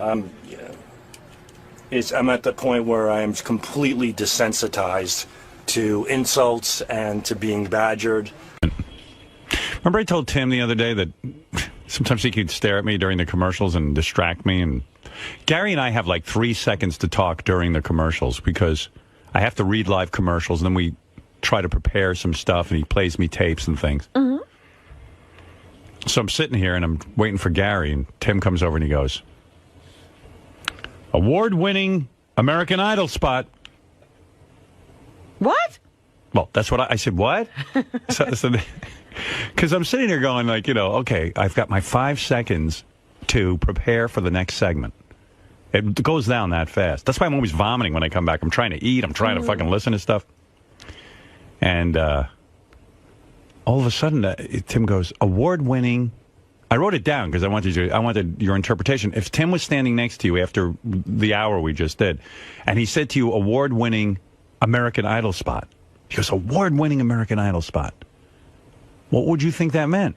Well, I just went through the whole thing in my head after you said it. First, I would think, is he saying that he liked the show last night? Or is he saying that, I now realize he's giving you a pep talk during the show. He's telling you just did a great segment. Yeah, I don't know. Scott DePace has a completely different interpretation. Scott, give it to him. Well, I'll give you my interpretation. I thought he was saying, oh, you did a spot, like a commercial spot for American Idol. Well, don't tell us yet, Tim, because we want to interpret it. Wait, everybody stay there. quit there. That's what I thought. I thought the spot was... Like you just gave... I thought it was a criticism, like you just gave them a free commercial. Oh, you think it was a criticism? I don't know what it was. I think he was pumping you up. So I say to Tim, hey, Scott DePace, what did you think it was? Yeah, I think he was talking about the 7-Eleven spot that you did and somehow tied that into American Idol. Wow. Oh, yeah, well, yeah, because I had just done a 7-Eleven commercial. That's when he said it, and I thought, oh, is he saying I did a really good job on that read or something? Like, was he... But anyway, so I had told Tim like 11 days ago, maybe as early as 11 days ago, I said, Tim, I know you want to come in during the commercials, but can you not distract... I mean, I said, I don't mean to be mean, because I love Tim, and Tim does a great job, and he's a sweetheart, but... And he gets so hurt when I say these things. You do, you do get hurt when I say these things. But I go, Tim, is it really necessary to come in here and distract me? Because for years on terrestrial radio, I didn't even know you. And I somehow got through everything. He goes, Never saw him. But like literally, Tim did not, like you think Tim would like back off now that I said that. But no, not at all. So he goes, award-winning American Idol spot. So I go, what? I don't understand. Award-winning American Idol spot. He repeated it again. Yeah, and I go, what does that mean? And he goes, well, just that. He goes, just that, award-winning American Idol spot. So I never got the answer. Then Gary and I looked at each other and we went, well, we've spent so much time on this, we can't prepare for the next segment. So what was going on there, Tim? And I thought your 7-Eleven spot was phenomenal. Wow. Phenomenal. But why'd you say American Idol? Because it was an award, like American Idol gets an award. You got to know, that spot was phenomenal for 7-Eleven. Phenomenal. Phenomenal. But award-winning American Idol spot, you said. It just kind of tied in with the American Idol thing. I don't know. I think you're crazy. Okay. Whoa. Too much Those juice. two don't have anything to do with each other. Okay. Right? All right, I'm sorry. I'm going back to my office. I got work to do. Listen, How I would love anybody you. I love you too. understand? I'm going to go back to my office. But Gary even said to me, didn't we just talk to Tim about that? And, All right, I got to go back. But I know to my you were office. complimenting me. Yes, and it was very nice. It was very Larry Sanderish, like that guy Hank used to. Hey now, not Hank, but the other guy used to. The Rip Torn character. Yeah, used to. Artie, his name was. Yeah, Artie. I loved him. Artie. Yeah, I loved him. You identify. You identify. Yeah, that's kind of like my job. Right. All right. But why not say great job on the 7-Eleven commercial? Great. It was a great job on the 7-Eleven commercial. I thought it was excellent. Really excellent. Yeah, but why wouldn't you want him to understand you were saying that? I don't know. It's early. You can't use that 3-4 hours of sleep. It's early. That's like when Eric the Midget can't do math. He goes, it's early. Your jeans are getting tighter and tighter. What, are those still your skinny jeans? Yeah. Yeah. You know what it is? I went to the doctor yesterday, okay? Yeah. He said I'm 15 pounds heavier than I was a year ago. Right. So I'm on. Don't worry, I'm taking it off. Why do you need the doctor to tell you that? Taking it off. The doctor told I'm taking next week off. I'm focusing on it. I'm getting on the juice. I'm doing everything. I'm focusing. I've had little mishaps here and there. Yeah, you're almost at the and point. stop bringing food into this place. Well, okay, so let me explain that, Howard. It's so funny. So yesterday, some bagel company sent up huge platters of bagels and huge spreads of everything. Yeah, I wanted to eat it, but I was afraid to. Yeah. I'm always afraid to eat food that comes in and we don't know where. You don't know where it came from. Right. So Ross and Kim, who's his assistant, and myself and Jason were in a meeting, and they're all glass offices here. So we're in the meeting, and Tim comes blowing by, and there's an enormous piece of cream cheese hanging from the side of his mouth. And he walks by, and Ross just goes, "What's going on with him?" Yeah. No, it was cream cheese. No, it was turkey. Because it was turkey white. Salad. Oh, turkey salad. Yeah. Turkey salad you had hanging off your face. Right. He shoveled it in. Yeah. So You're doomed, man. I got Robin gave up on you. I think. I got to He's go had to the enough. retreat. I'm going to Dr. Ronnie's and the whole thing. So. Oh, are you? Yeah. Did you really going to go there? Did you know that? Yeah. He told me a couple of days ago that he was just signing himself into like rehab. He's going back. I got to go for the back. cure. I got to go get committed. Get a few enemas, colonics, everything. Oh, I need the whole routine. Because it works. It's unbelievable. No, it works, but you got to stick to it. Yeah. Well, no, but Do you ever have a relapse where you like go off it? I'm a vegan. There's nothing to go. There's no place for me to go. Well, sure he's not, he's still doing everything. So he wants to think that he can eat the way he used to, and somehow one of these days he's going to get to a point where it won't do the same things to him that it always did. I not only do the juice, but I eat too. Right. You do Robin's thing? I'm doing Robin's thing. I'm doing my thing. Right. I'm doing, And then he eats everything. You're on too many programs. I got to narrow down the program. What was that program you were on? Yes, you are following Robin strictly. Except Absolutely. You're just I doing have some not other deviated thing. from the plan. I just added to it. Howard, you remember when he was on the Double Zone? Yeah, Tim has this problem, and you should know this about him, because when he was on the Zone, he turned to Gary, he goes, these Zone meals are pretty good. He goes, but they give you such small portions. So he ordered double, like there were two people. He was eating two meals at a meal. It doesn't work. A little is good. A little more is a lot better. I'm hungry. I'm hungry from the Zone. I'm a man. But, you deviate. That's like, remember when I got into those Cliff bars? They have these bars you can eat. They're called Cliff bars. But I didn't realize they were supplements. Like, in other words, instead of lunch, eat a Cliff bar. Yeah, they were supposed to replace a meal. I was eating the Cliff bar, and then I'd have my lunch. And then I go, why am I gaining weight? I'm eating Cliff bars. I should be losing weight. I don't understand. All right. Well, good luck, and thank you for the compliment, I think. It was blown away. I am in awe of you. You know that. Well, thank you. Award-winning. I got an award. I knew it was a compliment. I didn't know what go back for. to work. I love it. Thank you. Well, it's nice to hear that I did an American Idol award-winning speech. So I was on this tear with Sal, because Sal goes on all these whacked-out websites, sex websites, and I had him print out some of the weirder ones. And you got to hear this. I'm wondering why you have to ask him for that. He knows. Well, like this is every sort of porn site category that Sal could come up with, and some of them I won't even mention, like 10+ inch cock. And there's 308 videos on that website that he goes to. But he doesn't care about that. Here's the ones he's into. Anal dilation videos. Anal dilation? Yeah, what is that? If you got a second, Sal, if you can tear yourself away from making phony phone calls for a minute. Anal dilation. Because, I'm wondering what that is. What is an anal dilation video? That's Lisa G. No. Did you lose a lot of weight? Yeah, I lost about 22 pounds. I barely look at you, but I had to notice. I mean, is it good? Yeah, you look good. Thank you. You were getting fat. Oh, I was up to 189, and I'm down to 172. Yeah, what'd you do? You just cut portions or what? Cut out saturated fats. Right. Cut out fried foods.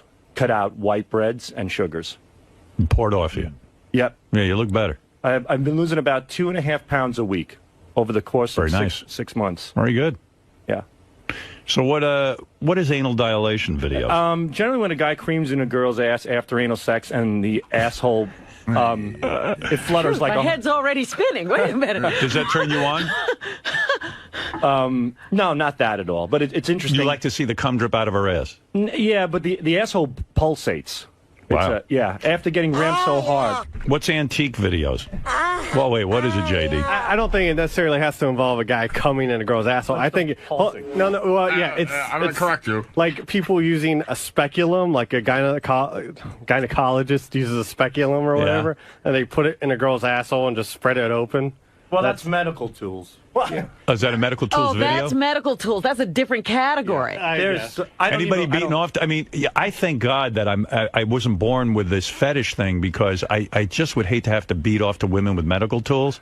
And I'm so glad that I'm like kind of normal. Like, I mean, that I just could beat off from watching a guy. It almost seems like until the internet, these people couldn't do anything. Well, the last guy who used medical tools is now in jail. Is that right? Yeah, he was on the show. 𝗦𝗵cie𝘄. He's in jail? He's but in not jail. for using medical tools. No, for distributing pee porn domestically, which you can't do. Oh, you can't. So what about anal dilation? Can you distribute that domestically? I think so. But anybody peeing on someone is against the law? Sales domestically for pee porn is against the law. Wow. That's you know what? I feel bad for the guy. Are you as frightened as me that Sal knows the laws about pee porn? Look at what he's an expert in. But You've I feel been bad. quizzing him on the wrong things. I feel bad for a guy going to jail because he sold videos of people peeing on each other. That seems kind of Talibanish, doesn't it? Well, it's also kind of sketchy, like you said. It's okay to do the dilation, but not to pee. Why is that? Yeah, I don't get it. 𝗦𝗵cie𝘄 would take a medical vice. He would pry open a girl's asshole and keep it clamped open with this medical vice. Yeah. Then he would pee in the girl's asshole and fill it up like a cup. Oh my God. Then maybe he should be in jail. Then he took a hose from her asshole, the cup of piss up in her asshole, and put it in her mouth and had her suck his pee out of her asshole. Wow. And believe me, I did not like that. It's interesting. Right. But, I think you do like it because you like when a woman's humiliated. I don't like humiliation. I like a woman submitting herself to be humiliated. No, you like humiliation. These women were submitting to having the dilation and the peeing and everything. He likes that. She cashed the check. Can I just repeat that sentence? I don't like humiliation. I like women submitting to being humiliated. That's the same thing. No, a woman was saying, I want you to humiliate me. It has to be consensual. Well, yeah, but you like a woman, but you're attracted or turned on by a woman being humiliated. Fake or not? Not personally humiliated, consensually humiliated. But Sal, forget that distinction. You're so silly. You like watching a video of a woman being humiliated, whether it's consensual or not. If you walk in the middle of the movie, you're not going to know what the consent situation We was. assume she's, but that turns you on to see a woman submitting.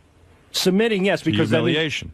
Submitting, that's the key word, All submitting. right. I don't like women getting hurt. I don't like S&M videos with nipple clamps and pins at people's asses. And there's videos out there where women getting their vaginas sewed shut. I mean, I can't get that. I can't fathom that, even me. Amazing. You've seen so much. Too much. Let's see. What do you think? Because they always say this makes you, it desensitizes you. Yeah, well, you're looking at desensitized. That's my problem. I feel like a gynecologist. As a kid, I always thought like a gynecologist had the greatest job because you see a lot of pussy. Right.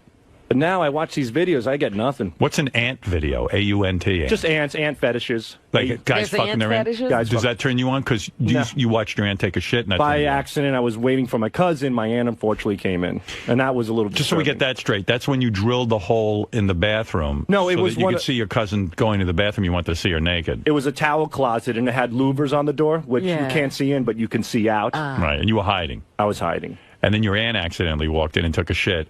Yeah, that was rough. Right. And you saw her naked. Yeah. Did you beat off? No, I got a little fucked up in the head from it, though. I mean, it was pretty.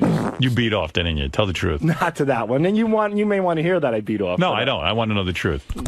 You didn't. I got a little aroused, I guess.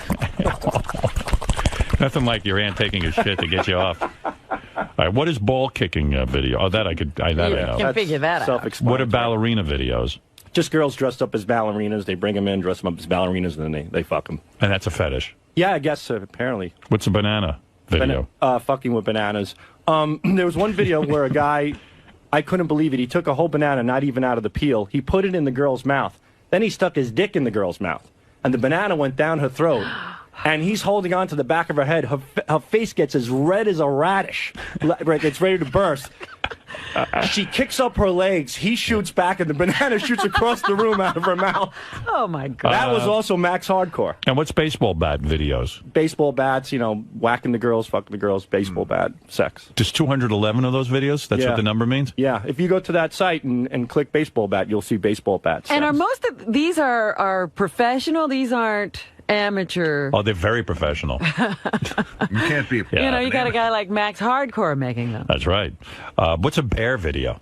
Just bears are just like big burly guys. You know, they're also referred to as bears in gay videos, like a big hairy. Yeah, right. And it's a hairy guy fucking a girl. Yeah. All right. Beer videos. You know, pouring beer in girls' vaginas and assholes and sucking them out. All right, but bicycle video. Bicycle? I'm not even familiar with bicycle videos. I know that's one of the highlights on there, but I guess getting fucked on a bike. Braces, is that a chicken? Yeah, lots of brace videos. There's a certain websites just dedicated to braces where guys just ejaculate on girls' braces. Oh. Pretty crazy. On their braces on their teeth. On their teeth, yeah. They make the girls pull their mouths back so they look like the Joker, and then they come on their teeth. You've seen those. Yeah, Yes. and that I don't like, because anything related to something young turns me off. I like old, I don't like young. Sure. Cat suit. Cat suit? Yeah, self-explanatory. Girls dressed up as cats. Self-explanatory. CBT, cock ball torture. Yeah, well, they tie up the balls with ropes and pins and needles and You stuff. like that? Nah. Look at this. Champagne videos, cigarette videos, clamp torture, clothed pissing. This where people... Clothed pissing is very popular, where for some reason a lot of men like to watch the women in clothing getting peed on versus being naked. Really? And they'll put these scenarios together, like let's say like a receptionist comes into the office to talk to the boss. Yeah. And then he'll just push her down and start peeing all over her nice, office outfit. And that's a big, big fetish, clothed. You like that.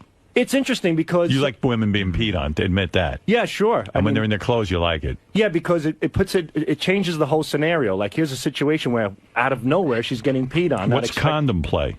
Condom play is usually 1,545 of those. So condom play is very popular, where the guys will like bang a girl, and then the girl will pull off the condom, and then she'll drink it out. Out of the condom. Fuck! Yeah. I could never be turned on by half of this shit. I saw 2 girls sharing a condom once. It was pretty hot. I would just vomit back and forth. Oh, that's just I'm gonna throw up thinking about it. I jerked off to it. Oh Wow. boy! Oh yeah, I'm telling you, he's condom hardcore. play though is different. He's hardcore. He's got a ton of fetishes. This one. I just, he's a dad. That's what I keep thinking. He's somebody's father. Well, he's got boys, thank God. He can teach them this stuff. Don't carry on the legacy. What That's are right. they going to have? Cum brushing. No, I think I know Cum what that brushing is really disgusting. With the toothbrush? Yeah. Oh. And they brush their teeth with cum? Yeah. I don't even get that. Does that work? Yeah. Does it get you off? No, that doesn't get me off. Liar. It's just gross. Cum in her eyes videos. There's only 11 of those. That's really disturbing. I can't believe women even do it. They literally peer their eyes back, man. and the guys come right in there. How it doesn't sting, I don't know. I can't even come on my wife's stomach, and They don't cry. They don't. No, they take it. I don't know how that happens. What's electrified videos? Just like shock and stuff. Guys with cattle prods and whatnot, just shocking chicks. No big deal, right? Yeah, it's pretty wacky. What's freckled? Oh, girls with freckles. Wow. It's common. Oh, that's so boring. That's so boring. Gyno exam I got. Grandma and grandpa videos. Yeah, there's a lot of that. That's just old people. There's a real creepy grandpa fetish going on right now, where the guy's extremely old. Yeah. And the girl is extremely young. Oh. Like they really widen At the gap. least they look that young. I think I might have some interest in that. Let's see. Incest videos. Simulated incest. Yeah, they of put course. simulated in parentheses. Right. Well, we were listening to the mom and son thing yesterday. The mom and son one. Hey, did anybody write in on the email on that, I wonder? About mom and son videos? Was that a big crowd pleaser yesterday, or were people just thoroughly disgusted by that? I think somebody said they're going into therapy over it. Let's see. Howard, please finish the Will Smith clips. After hearing Jesse James stuff, I'm ready for some more dissection of the most arrogant guy on the planet. Oh, okay. I got a couple of more Will Smith. That's right. We still have Will Smith and Jada Smith video. Yeah. Well, okay. Let me see if there's anything about that porn from yesterday, though. The mom and son. All right, I'll get to Will Smith on today's show. I got to wrap up a lot of loose ends today before we end. What was the mom and son called? Son comes in mom. Oh, God. Now, you remember that. Don't come. She didn't want him to come in her. Let's see. Oh, this is help for your BlackBerry, Robin. Tell Robin to put hand sanitizer on a paper towel and then rub it over the trackball on your BlackBerry. It seems to loosen any dirt or lint in the ball socket. Yeah, something happened because all of a sudden it works again. Robin, I will accept oral or hand release as payment for this advice. Okay. So you need to jerk this guy off. Put that on account. No more Bobo. A lot of no more. Please leave the Skype alone and just cancel Bobo. What a douchebag. Bobo has the most annoying voice, lacks original thought, and he's just a goddamn bore. That's why he sucks. Stop picking up on him. He is not funny and not fun. No more Bobo. His sick questions about Beth are tired and not funny. Gee, I don't think Bobo's that bad, do you? I do find it a little creepy.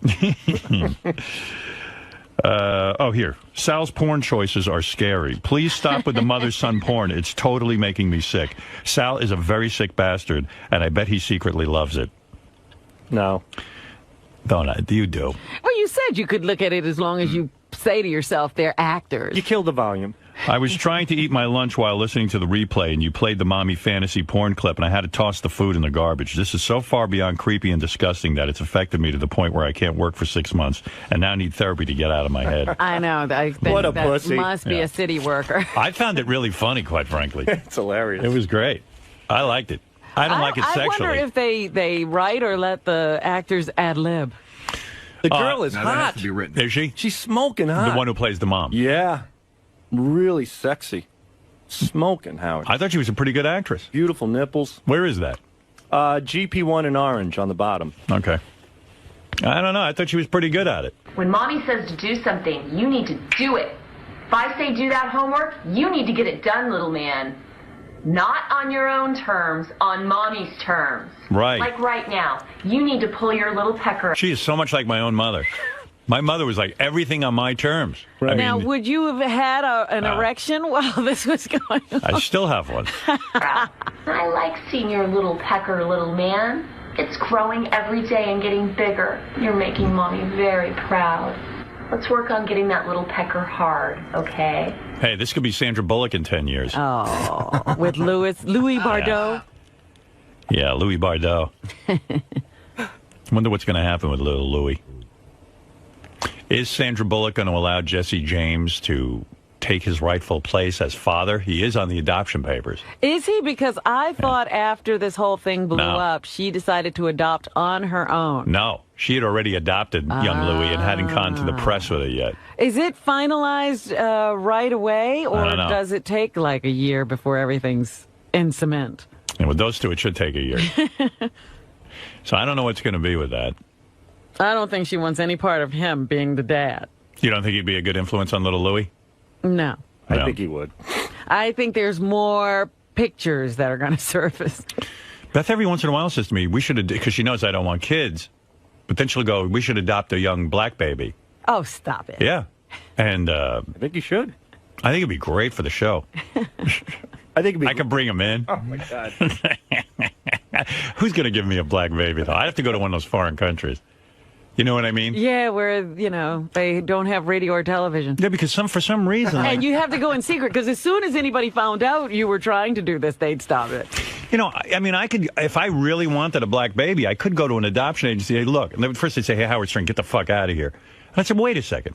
I raised 3 kids. They turned out to be good kids. Yeah. You can't fucking say I'm a bad father. I mean, I provide. I think it would be like that fake David Letterman call. Right. Oh, yeah. When he calls the adoption agency? Yes, I think that people would be like that. What? I should play that one. That's so good. Where is that? I have it. You do? Sure. Play that. Here we go. That's a good one. Hello, agency. Hello. Is this the adoption agency? This is the adoption agency. Can I help you? Hi. You know who this is? No. My name is Dave Letterman. I have a TV show here in New York City. Oh, I know you. Yeah. Are you a fan of me? Oh, yeah, definitely. This is a personal, private call. I just want this to be kept discreet if we could. Absolutely. Every call I have is confidential. All right, very good. I just want to let you know we want to adopt a black child. And oh, really? Yeah. Well, I specialize. Let me ask you something. Now, how long does the process take?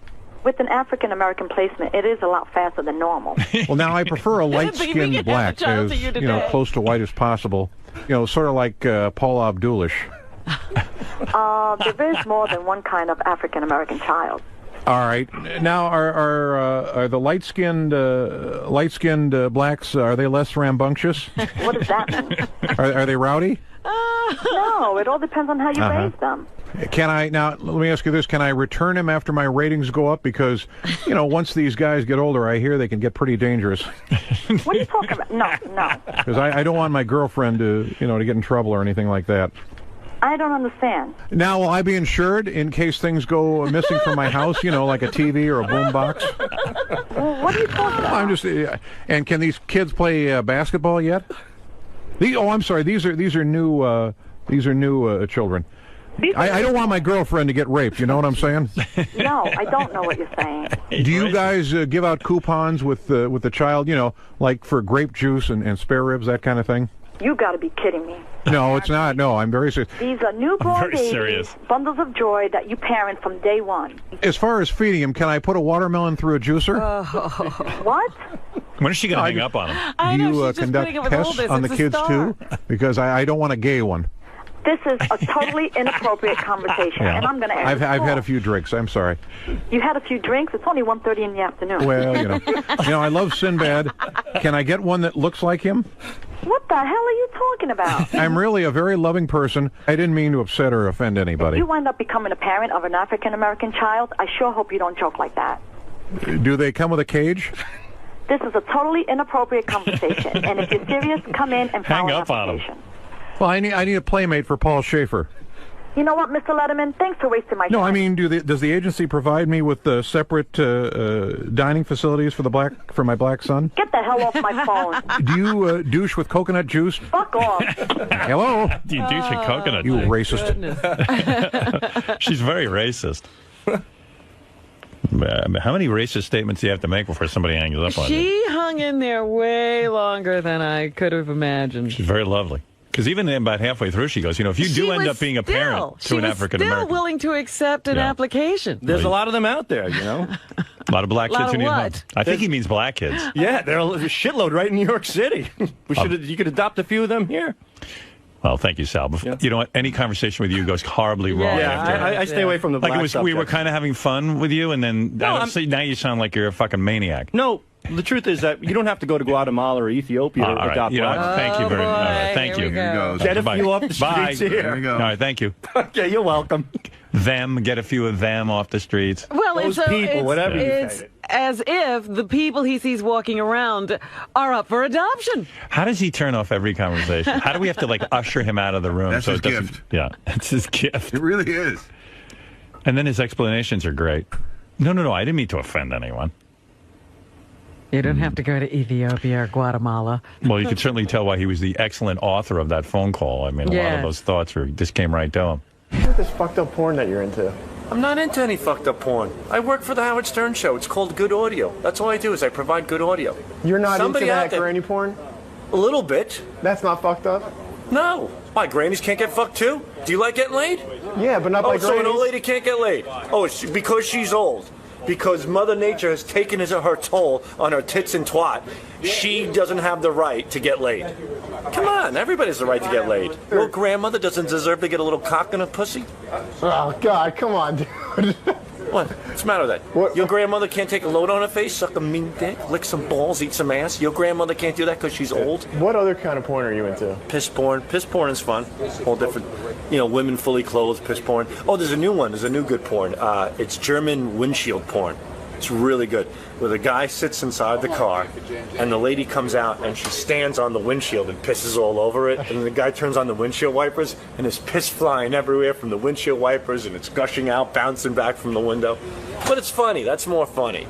Mixing it up. A little pee porn, a little old lady porn. A little bit of this, a little bit of that. That's what makes the world go round. Not hurting anyone? Not hurting anyone, except for my cock, no. But the majority of the reasons why I watch these porns is to put them on the show. Like that mother and son porn. That's great audio. That's great content. Hearing a mother say, son, fuck my pantyhose and stuff like that, or don't get me pregnant, then you'll have a brother and a son. It's wacky, it's stupid. You can't write this shit.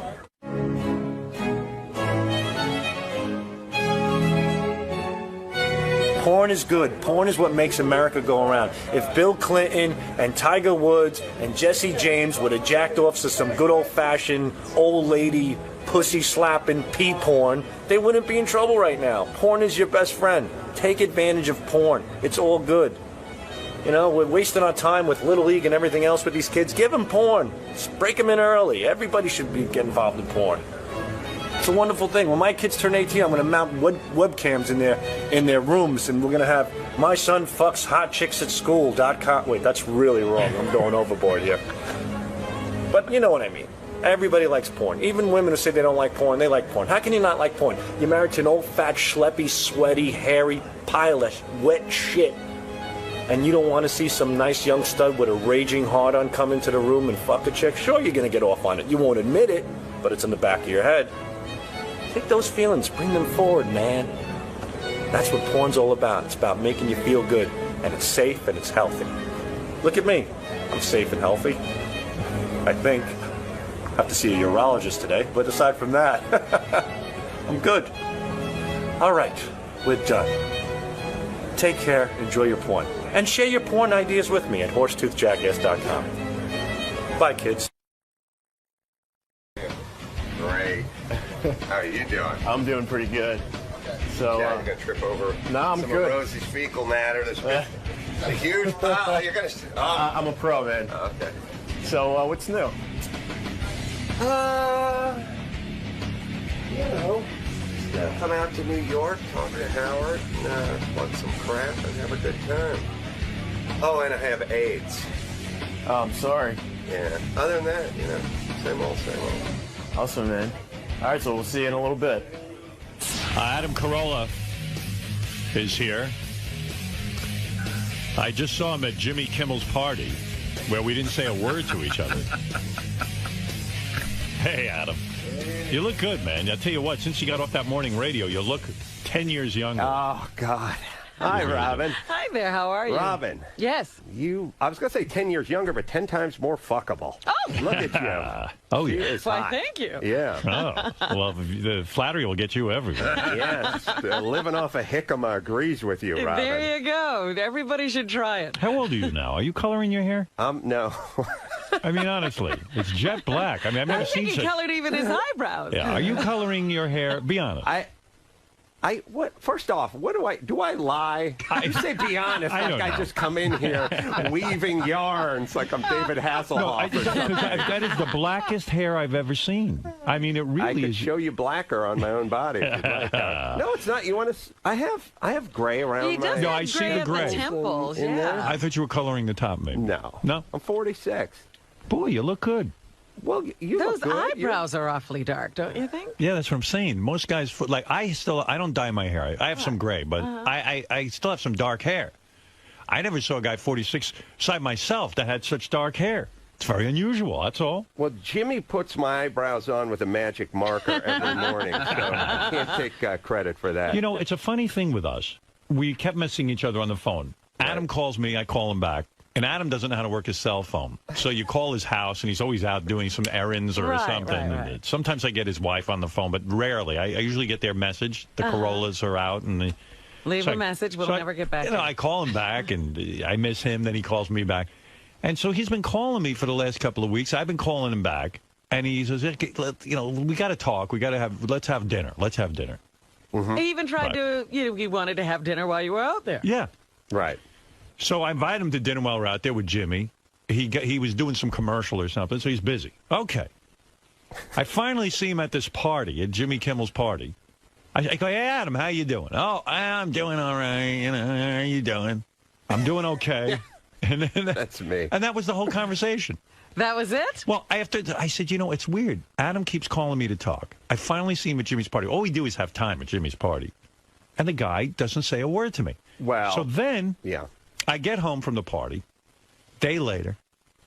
You're in New York again. I'm back in New York. Phone rings. I listen. You know, I wasn't there to get it. It's on the answering machine. This is Adam. We got to talk. I got to talk to you. I go, what the hell is with this guy? He must be crazy. I was at Jimmy's party for 5 hours, maybe more, standing there with him. Listen, first off, I can't talk to him when he's rolling on E. I mean, he's out of control. Secondly, it's like a bakery where you just take a number to lick his ass at those things. I mean, wasn't you like get that at behind all. Stamos and all the other Demi Moore. sycophants. And I heard Stamos didn't leave his outside. No, Stamos. If Adam wanted to have a meeting with me, it would have to be with Stamos. John. Well, it's like first you got to blow Stamos, and then maybe you can talk to Howard. That's Stamos how it is a works. funny, and you know what he does, Stamos? While someone's talking to me, he makes fun of them. Like if Adam was talking to me, he'd go, "Oh, look at this guy," and you can hear him, and you can hear him. Right, he can hear the people he's talking about can hear him. Plus, Stamos is so goddamn good-looking that you just don't want to sidle up to the guy because you just look like someone took a big pile of hippo flop and just pushed it right next to him. Like whoever it is, you look ugly standing next to him. You are so right. That party gave me an inferiority complex. Jimmy's girlfriend was running around with a camera. She took I don't know how many pictures. And every picture I'm standing next to Stamos, Ashton Kutcher, and that David Arquette. Oh, dear. And I said to Jimmy, can you destroy all the pictures from this fucking night? Well, because I look, like as you say, hippo shit. I look like hippo shit. Isn't it weird, though? It's funny, though, after about, you see, like someone gives you the pictures and you go, nah, that's a shitty picture of me. I don't look good in that way. No, I don't look right in that way. At a certain point, maybe you're just not good looking. Yeah, you know accepted. Like, how many times you done that thing where someone, like, did a photo shoot of you and they hand you a proof sheet with 185 pictures and you get the jeweler's loop out and you're like, I look like shit now. No, I look like an asshole. No, I look retarded there. No, that one, no, I got double chin there. At a certain point, maybe you don't look good. Because I don't think Stamos has a whole bunch of shitty pictures of himself. Nobody has. Yeah, all Stamos has is pictures. Yeah. But you know, it's funny too because the other day we're here at Sirius. Scott Greenstein graciously says to me, "You know, I play chess. 3 of the world's greatest chess players are coming up here: Magnus Carlsen, the 2 other guys, Kasparov, black guys, and Karpov. Kasparov and Karpov. Right. Great. I mean, legendary in the chess world. So he said, "Hey, come on by and come in the meeting and say hello." I go in. They take a picture of us. And I don't hear anything about the picture. The other day, Scott Greenstein comes to my office with 2 blown-up photographs of me and the chess champions. Oh, he blew them up. Now, I don't know if you've ever seen chess champions. They're not the best-looking people. They're really out of shape. These are people old. who should not be blown up. Yeah, and they look like, they should look like they should be hiding in a chess tournament somewhere. Guys who go into chess don't get the girls. So he gives me these 2 copies of this one picture. And I'm excited for once in my life. I'm going to take this picture, this frame, take it home, and hang it up in my office because this means something to me. Sure. I open up this picture. You didn't open it up in front of Scott. No.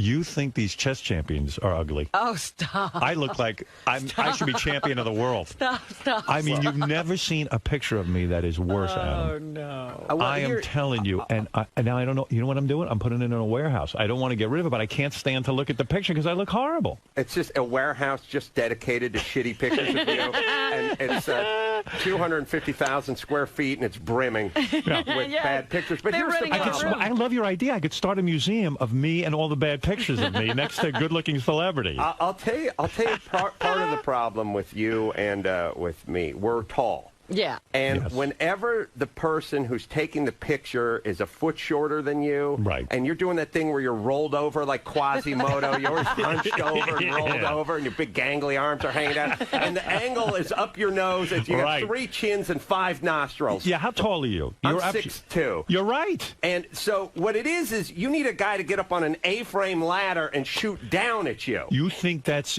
a joke? Do you know here we take a picture with every guest? I'm in the picture. And I hate every picture. Finally, Jason, who takes the picture, says, you know what the problem is? You're too tall. Right. So now he says, you're always hunched over. He says, from now on, I'm going to tell the guest, stand up straight. But that's really to you. Stand up straight. I said, yeah, don't tell me. I'll be embarrassed. So he says something every time we take a picture with someone 2 feet tall. Stand up straight. Yeah. And I stand up straight, and now he stands on a box. Yeah. I've seen pictures of me. I look like a big, ugly prayer shawl draped over 2 good-looking blondes. It's like a praying mantis. Yeah. It's just you look like you're all nostril and arm and chin. And by the way, even if you don't have a double chin, if a guy's shooting up at you at a 45-degree angle, it just looks like you have a big fat chin. I know. What's going on with the podcast? I got a million questions to ask you about that.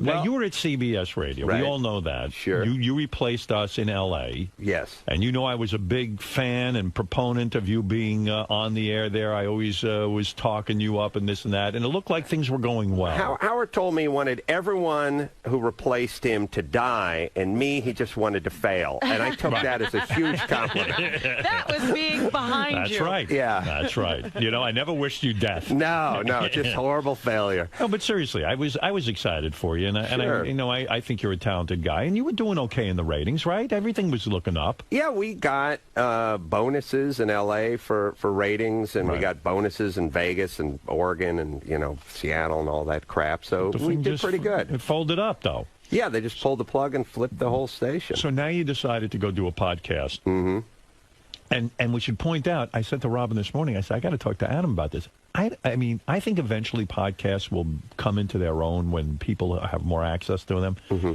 But right now, you can't make a dime with this thing, right?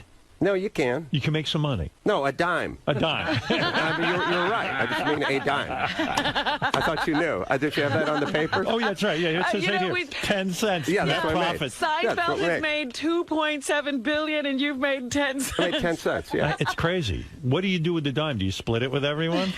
We have it in a warehouse next to my ugly pictures in a lucite box. But I'm worried that I understand you brought your old crew with you. Right. So I guess you're paying them out of your pocket. Yes. And you also had, in order to start the podcast, you had to put up $8,000 at first, and now that's mushroomed into $100,000 of your own money. Well, What? the bandwidth, the bandwidth is $10,000 plus a month. Really? Now, Yeah. bandwidth. In other words, don't you record this into a tape recorder and then just post it up onto the web? Yeah, but each download costs you a certain amount of bandwidth. And you offer the podcast for free. Yeah. So this is every time someone listens to you, you shudder because it would actually be more cost effective if people wouldn't get the podcast. Well, that's why I come on the show. Yeah. I'm asking your listeners and anyone within the sound of my voice, listen, I have kids to feed. Please stop listening to the podcast. You're telling me if everyone on my show goes and downloads your podcast today, you'll be bankrupt. Yes. Yes. They'll take my house and my kids. Yeah. Now, you were making good money at CBS Radio. Mhm. Radio was paying off. Yeah. Someone told me the last year you were at CBS, you made $1.8 million. Is that true? Yes. That is true. Yeah. And you readily admit that. Didn't I just readily admit it? And it's a lot of money. You're so used to arguing with people, Howard. I know. You go, like when you go, listen, tell the truth. Did you just shit up the entry hall bathroom? Yes, I did. Don't lie to me. Yes. So you were making a hefty amount of money. Mm-hmm. That's big money. Well, not for you, but for me. Yeah. I think for anyone in radio, $1.8 million is a lot of money. Yeah. Honestly. Yeah. And so things were going well, and now you've got to dip into your own pocket in order to get this podcast. Do you think you will see a profit on this thing, and how are you going to make a profit on this thing? Here's how we do it. Okay. It's the same model, basically, as terrestrial radio. You get listeners, you get advertisers, you make money from advertisers. Right. You do a couple of live reads, and it's the exact same model. Right. But like what you guys are doing, you can say whatever you want. There's no FCC interference. Right. There's no boss. There's no program director. There's none of that. So it's got a lot of this, what you're doing, elements of this in it. Right. The other part of it is something that's going on now that's probably different than 10 years ago. As far as the model goes, you get an audience, and you get a real dedicated audience. Right. Like So when your wife comes out with a book, it goes to #1. And when I'm going to go to Chicago or go to the El Portal Theater in North Hollywood and do a live show, fans come out. So you use it as sort of a vehicle to alert your fans and mobilize your fans, get them to buy your book, get them to show up at your events, and so on and so forth. But, yeah, you can sell advertising. So how many people now are listening to the podcast on a daily basis? Can you tell how many people are listening? Yeah, we have like 2.5 million downloads a week. Wow. So that's a lot of people. And do you do something every day? Yeah. Okay. And yeah, how do we you do a daily show. Do you get phone calls? Yeah, we take phone calls.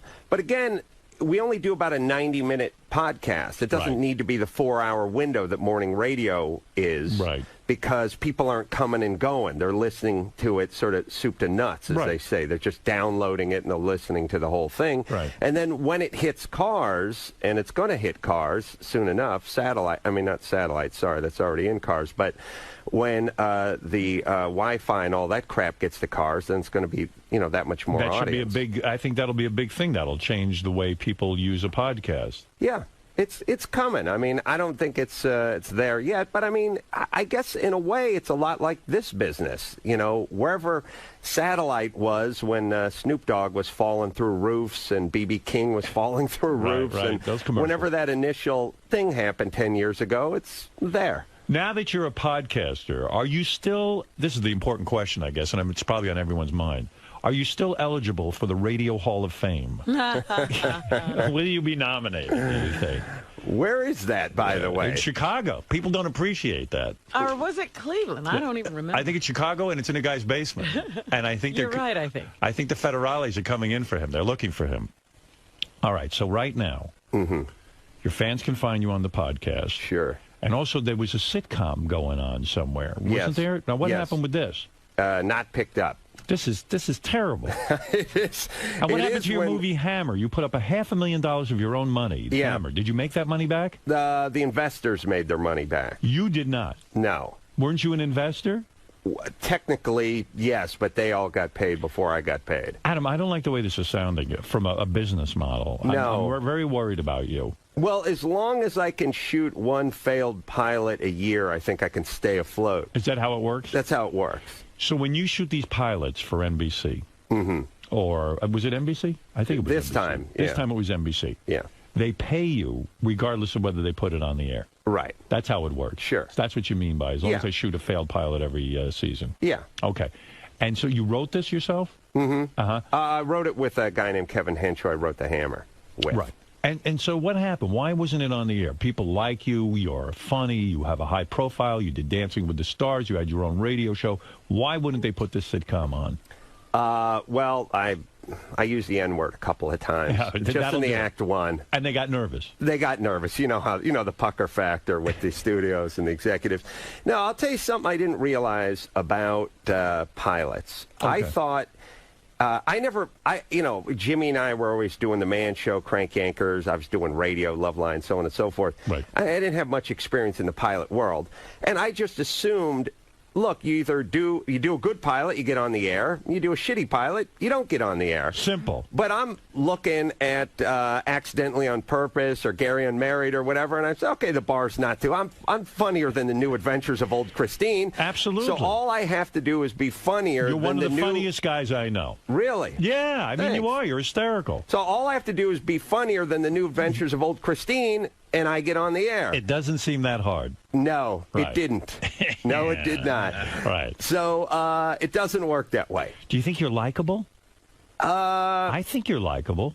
I like seeing you. It's weird. Well, Do they ever tell you why it didn't work? Yeah, where's the focus group Yeah. on you? They do focus grouping. The first one, it's horrible. What was the first pilot you did? First one I did was CBS. Everyone loved it, and they said it's getting on the air. It's time. When we were done taping it, I told the executives, "Wow, that was a long day," and they said, "Be prepared for a lot more of these long days." Wow. I didn't know it'd be masturbating at home. I thought they meant here. But Les Moonves saw it, didn't like it. Didn't that was like that. it. What was That that. what was the premise of that one? The same old crap. I'm a husband. I'm, just at home. I got a stepson and a son and So all the whatever. executives said to you it would be great. Did they do a focus group? Did they? Yeah. They show it to people. What were the comments? Yeah, that tested well. Everyone liked it. Everything was fine. Les Moonves didn't like it. No, and that was it. And they argued with him for a while. He loves to break people's dreams in half, that Les, doesn't he? In half? Yeah. Wow, that'd be a nice upgrade. Might have been crushed into a million pieces. So after you did the failed pilot for CBS, did they ask you to do another failed pilot? They just call it the... They call it the pilot, by the way. They don't call it the failed pilot. Right. But, at least at the beginning. Because we should explain to people. Although the working title should be the failed pilot. We should explain. If I do another one, that'll be my working Why not? title. Yeah, that's funny. Yeah. Why should we should explain to people that, from what I understand, I don't understand this world that much, but if a television company signs you up, they say, look, it's like a holding thing. Right. They give you, I don't know, $500,000, and they say, listen, don't go make any pilots for anyone else. Make them for us. Right. And we get a first look. So you could literally get paid $500,000 and never see the light of day with your pilot. God willing, yeah, but they don't do the holding deals like they used to do. The holding deals. Right. It's more like here's a couple of bucks for writing the script. Here's a couple of bucks for shooting the pilot, and don't let the door hit you on the way out. Right. It's They got basically smart. how it goes. They got smart. Right. And the second one was good too. It's just what was that about? Same old crap, divorced dad, whatever, wife, daughter. Maybe you shouldn't be a divorced dad. Yeah. Well, I'll tell you what it is. No. They make 10 comedy. When I was at CBS, they made 10 comedy pilots, and they picked up one. They picked up the Jen Elfman pilot. So CBS, right? They don't pick up as many. No. So they're a little more selective because of reality television. They have a lot more to choose from. So CBS, you failed on the first pilot. But CBS signed you up to do a second pilot. They said, you've got something. No, NBC said I got something. NBC figured you had something. Right. So that was the second pilot. Now they know I don't have anything. Now they know. So now the jig is up. Now Fox, no. There's still ABC and Fox who don't know I don't have anything. Now, have you signed a failed pilot deal with ABC? We're working on a very lucrative failed pilot deal with Fox. I don't want to jinx it. Right. So right now you don't have a pilot deal. No, there's just more talk. I mean, the thing about TV is you're allowed to fail, and you're allowed to keep failing for long periods of time, God willing. So they don't go, hey, that guy did a shitty pilot for NBC, and that guy did a shitty pilot for CBS. They go, hey, that guy's freed up from doing his shitty pilots. We can have him do a shitty pilot on our network. Would you ever consider releasing your failed pilots on your podcast? In other words, we'll have like a video cast. We'd be able to see these failed pilots. I would like to see them. Maybe just go ahead and make the shows. Right. I'd have no problem with that, but I don't think you can do it legally. Like, they own it for a year. Well, they spend millions of dollars on these things. Sure.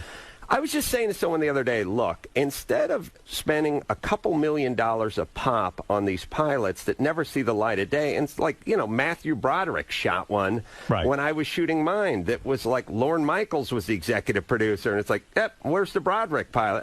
Didn't make it. Wow. It's insane. You could almost take all these pilots and make your own network of failed pilots. Absolutely. Yeah. And so instead of doing crazy $2 million a pop pilots that never see the light of day, I'd say, look, here's $15,000. Do a 3-minute short. Let me see what you got. Right. Do it animated. Do a flip cards. Do whatever you got to do. Use foam core. I don't care. Let me see what you got. I wouldn't do the whole 30-minute pilot. Are you getting better? No, I've always been better. You have always been better. Yeah, I'm not getting better. You're not getting better. No. Seriously, are you starting to get frustrated with this business? Shouldn't you be a bigger star than you are? I certainly think you should be. Do you? Yes, I do. You know what? And then I had read, like, at one point you were doing some car show. They were bringing it over from England, and you were going to be the American host. And I mean, this is terrible what's going on with you. Well, what happened to that show? Well, no, that show, if you want to talk about, you want to talk about, there's getting screwed. Right. And then there's dry anal rape. And so you had dry anal rape. So dig this. I did the Top Gear pilot for ABC. Top Gear is a big show in England. I've always heard about Top Gear. Was the lead guy in the Top Gear pilot. Okay. For ABC. Right. That was about 2-3 years ago, right when Knight Rider, the renaissance of Knight Rider. Bringing that back when too. that turd came back, and that flamed out. Right. And then all, Detroit was heading down to Congress in their Lear jets with their pockets pulled out. Right. So that was right about the time they were looking at this pilot, and they said, no fucking way are we putting on a car show in this climate. So they pulled the plug on the Top Gear pilot. Okay. So we did the pilot, but never got on. Right. Then I did the CBS pilot, it failed pilot. Right. Then when I was shooting the NBC pilot just a few months ago, they said, hey, the Discovery Channel has picked up the Top Gear pilot, and they want you to star in it. Wow. And I said, I can't. I'm filming another failed pilot for NBC. You And they were said, tied up. Yeah, but we have a pickup. We're doing 10 episodes, and you're the star of it. And I said, I can't. I have a contract with NBC. So basically, the day I heard they wanted me to go do the Top Gear pilot, a day later, I heard the NBC pilot, or the series Top Gear. So I only lost the series. I also lost the pilot as well. But why don't you go now and do the Top Gear? They had to start with somebody else. They started without me. Oh, they started without you. This is terrible. Yeah. Your timing is off. Yeah, they went really with Rip Taylor. It's really No, sad. come on. He knows a lot about cars. Rip Wheels Taylor. Yeah, no, So I'm that's not why bitter. I'm you're not not. bitter. No, you want to know why? Does Jimmy give you advice? I mean, he's now a host of a network television show. What does he say to do? Well, as you know, he's a great insultant. Yeah, and not a consultant, an insultant. Yeah. Yeah, Jimmy must have been drunk or something, because when we were at the party, Adam comes over and goes, "I want to sit in on the show. I'm going to stay the whole show." And Jimmy goes, "Let me think about it, and I'll let you know. I'll talk it over with Howard, and we'll see if we'll let you stay on the show." No, Jimmy's wildly successful, and I'm very happy about it. I'm not. Were I'm you not upset bitter or anything. when? I mean, you're Jimmy's best friend, I think. Sure. I'm saying you're his best Yeah, friend. I'll Although go with all for these that. failed pilots, I heard he wants to dump you. But I think he's your best friend. Sure. Do you ever worry that I'm slowly becoming his best friend? No. Is that why you wanted to talk to him? Is that what you want to? You want to fight over Jimmy? I'll give you Jimmy if you want. No, because you are Jimmy's celebrity. Crush. We're like a couple. Right. And for him, you were at the top of his list always. Right. I mean, we went out together and bought private parts at some bookstore that was like 20 miles out of town in 1995 or 4, whenever Right. it came out. So I've always known he was your celebrity crush. Right. Now, I mean, hanging out in Aruba for 2 weeks is getting a little obnoxious. But, I thought you guys would just do it once in an elevator and that'd be the end of that. Right. But no, I know he's such a massive fan of yours. I got to give him You that. know Jimmy better than anyone. And then what I was going to ask you, did you know all along that Jimmy and Sarah Silverman were doomed as a couple? Did you know, and I mean, we never got to talk about it, but now that it's all over, did you have this feeling that they would be finished? No, I initially had the feeling they'd be finished because I was like, wow, I thought she was crazy and she's a comedian and she's neurotic and this is never going to work. And, Jimmy hates Jews. I mean, it's no news. Everyone knows Everyone that. knows. You're not saying anything. And so how's this going to work? And then at a certain point, like a couple years in, I was like, wow, she's the nicest person on the planet. I can't believe how sane and nice she is. So when they broke up, were you vested in their relationship? Did you feel odd about it? Did you feel funny? Did you feel a loss? No. No. No, I'll tell you why, and I don't know, maybe you've adopted this. You realize that I have this philosophy in life, which is if it doesn't make you money or it doesn't make you happy, shut the fuck up. Just stay out of it. Right. That so many times, where you gossip, he said, she said, you've probably not gotten one of Jimmy's very scary vitriolic emails at 4 a.m, but they can be brutal. I don't know if you know, but the man can articulate himself quite clearly, especially on a keyboard. Why were you the victim of these vicious attacks? No, I wasn't. I didn't want to be. Right. Like, I didn't want this shit where it's like I said, I ran into Sarah and then talked to Howard, and then Howard said something on the air, and then Jimmy heard it and got pissed off. Like, I've just realized there's no upside to that in life. Right. Everyone is so attracted to this thing that gets them nothing. Right. Like, I understand where, like, well, if every time I spread a little bit of gossip I got $1,000, then I would do it. But you don't get anything but kicked in the balls. Right. And It doesn't bring you everyone's any pissed off. happiness. It doesn't, and if it does, you're a bad person. Did you like Sarah, though? I mean, did you? Yeah, I you loved Sarah. So you don't miss her in your life, though. You just that's it. She's probably not friends with you that much anymore because you're with Jimmy. No, I don't think. I just had her on the podcast a couple of weeks ago. I don't feel like she struck up sides or anyone struck up sides. I don't think Jimmy. And you like cares Jimmy's new particularly. girlfriend, Molly? Yeah. Very much more than Sarah.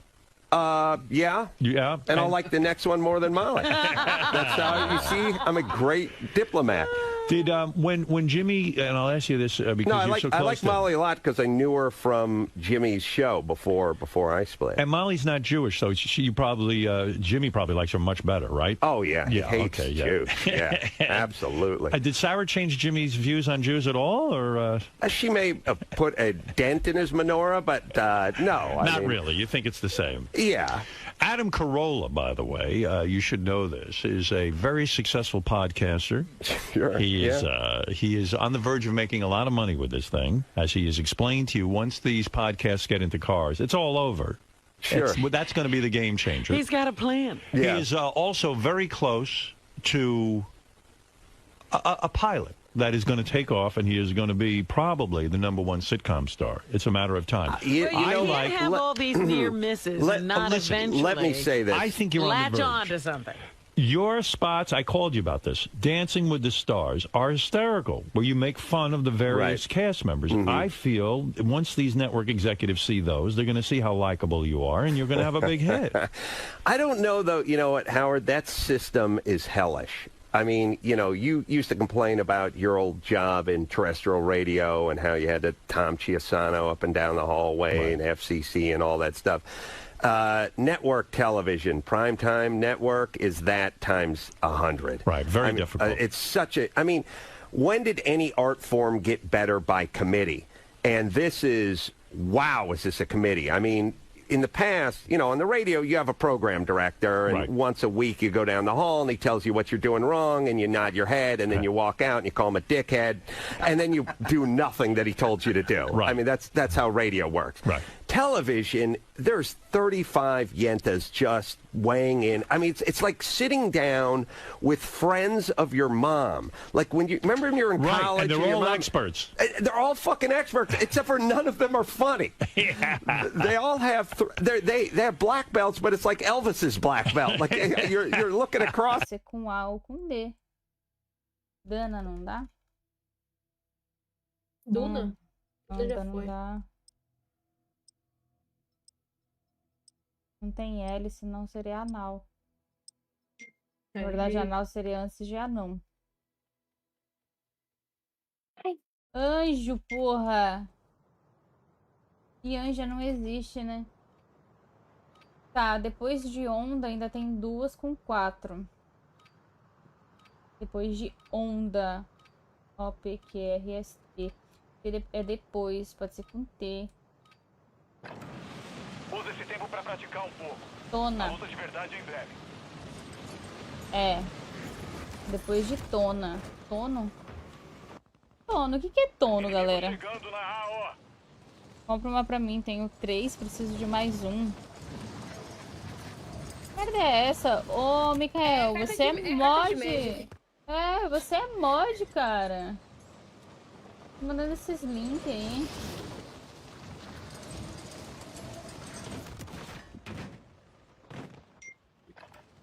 Vou te dar timeout, você vai ver.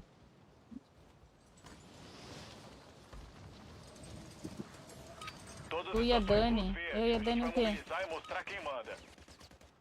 Tá. Assim que eu vou pagar... Quanto que é? Não vi. 1.200. Numa carta de Magic. Pera aí, eu vou ali no banheiro rapidinho. Cagar um dinheiro.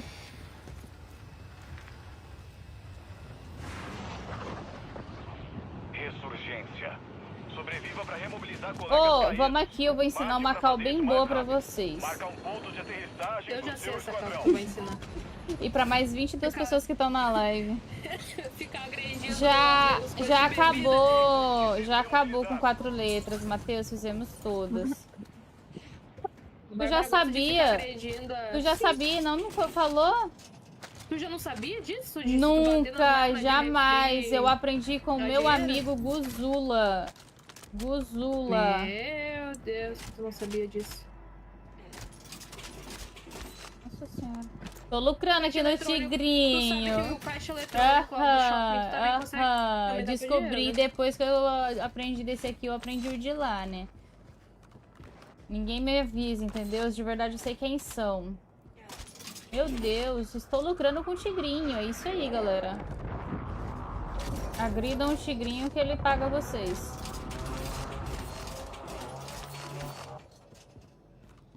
Já tô rica daí. Rica daí, vou comprar homens. Não é homens.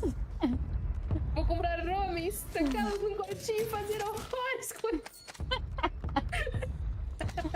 Que isso, Daniela? Se controla, Daniela. Caramba. Eu tenho essa skin, eu vou botar na próxima. A gente jogar de parzinho. E a Dani sobra, porque ela tem todas, menos essa daí. Qual? A da Croma. Dito isso, eu vou comprar o loadout sozinha aqui. Vamos tá indo pra loja. Cara, eu achei que nessa season eles iam botar as estações de troca em todos os mapas, velho.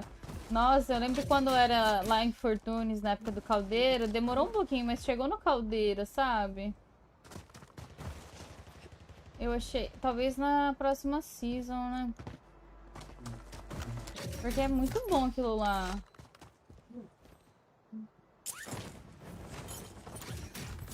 Vamos, filha. Tá com pressa? Eu tô. Já disse, sem minhas armas eu não sou nada. Entrega de armamento aliada a caminho. Faz um vante ali, mano. Vante na cadeia. Tá destruindo o 20R. Ai, tô com fome. Matheus mandou esse trem aí. Nossa, eu amo carne de porco com barbecue, eu comi então. Um hamburguinho. Olha o cara caindo ali. Gás a caminho. Essa caixa perdida aqui no meio, velho. Gente, eu vou tá... Ele achou as armas dele.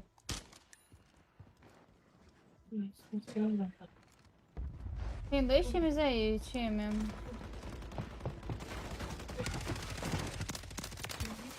Vou tá roubando uma kill.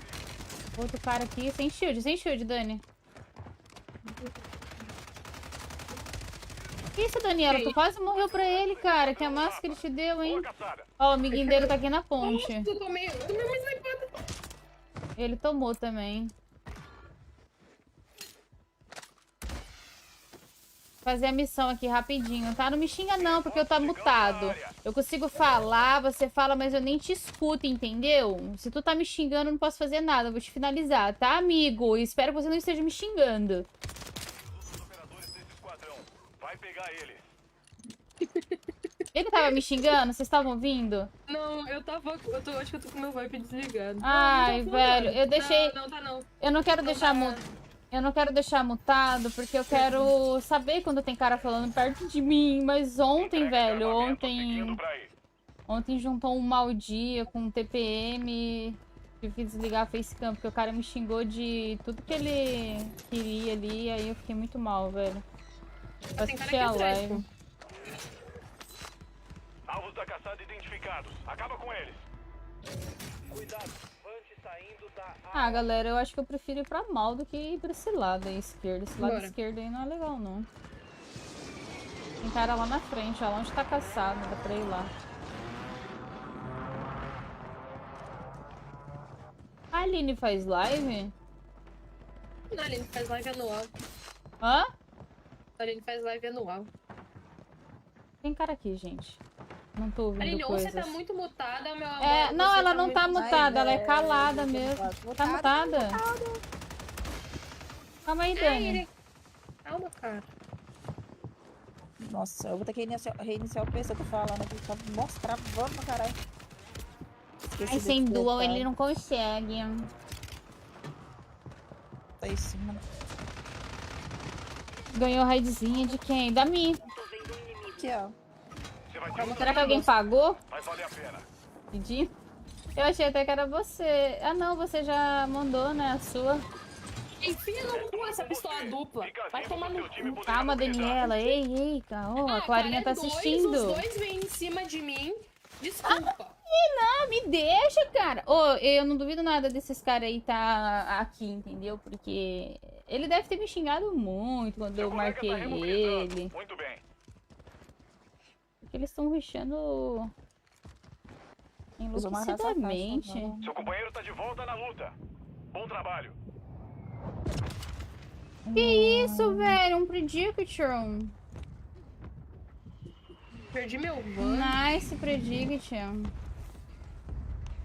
Cadê Óbvio que eu vou morrer, né? O pessoal fica marcando caixa, mas só assim pra ganhar aqui, essa porra. Esses lindos amores que estavam em mall.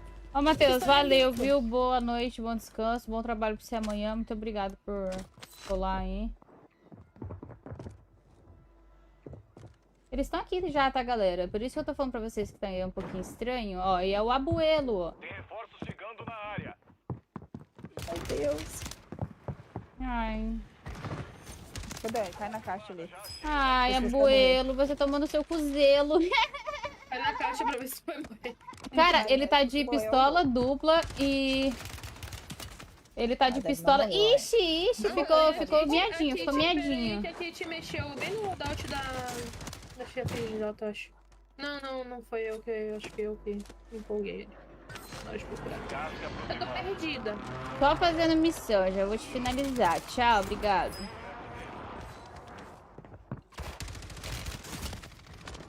Eita, que ele foi amassadinho!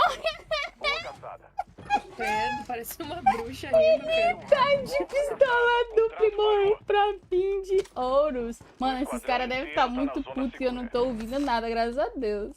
Eles não estão falando nada. Ah, o abuelo lá tava falando assim. Olha aqui, anjo. Aliene. Eu vou estar jogando uma caixa doida aqui mesmo. Doido igual eu. Pega aqui, ó. Essa merda deles. Eles vieram. Vou pegar. Eles voltaram? Voltou, tô ouvindo. Meu flex ouve bem de longe. Como é que sobe? Eu desci, eu não sei subir. Tem shield! É outro time, galerinha. Não são eles. Nossa, pra mim não funciona. Bom dia! É o Igor, né? O bichinho tá coçando tudo.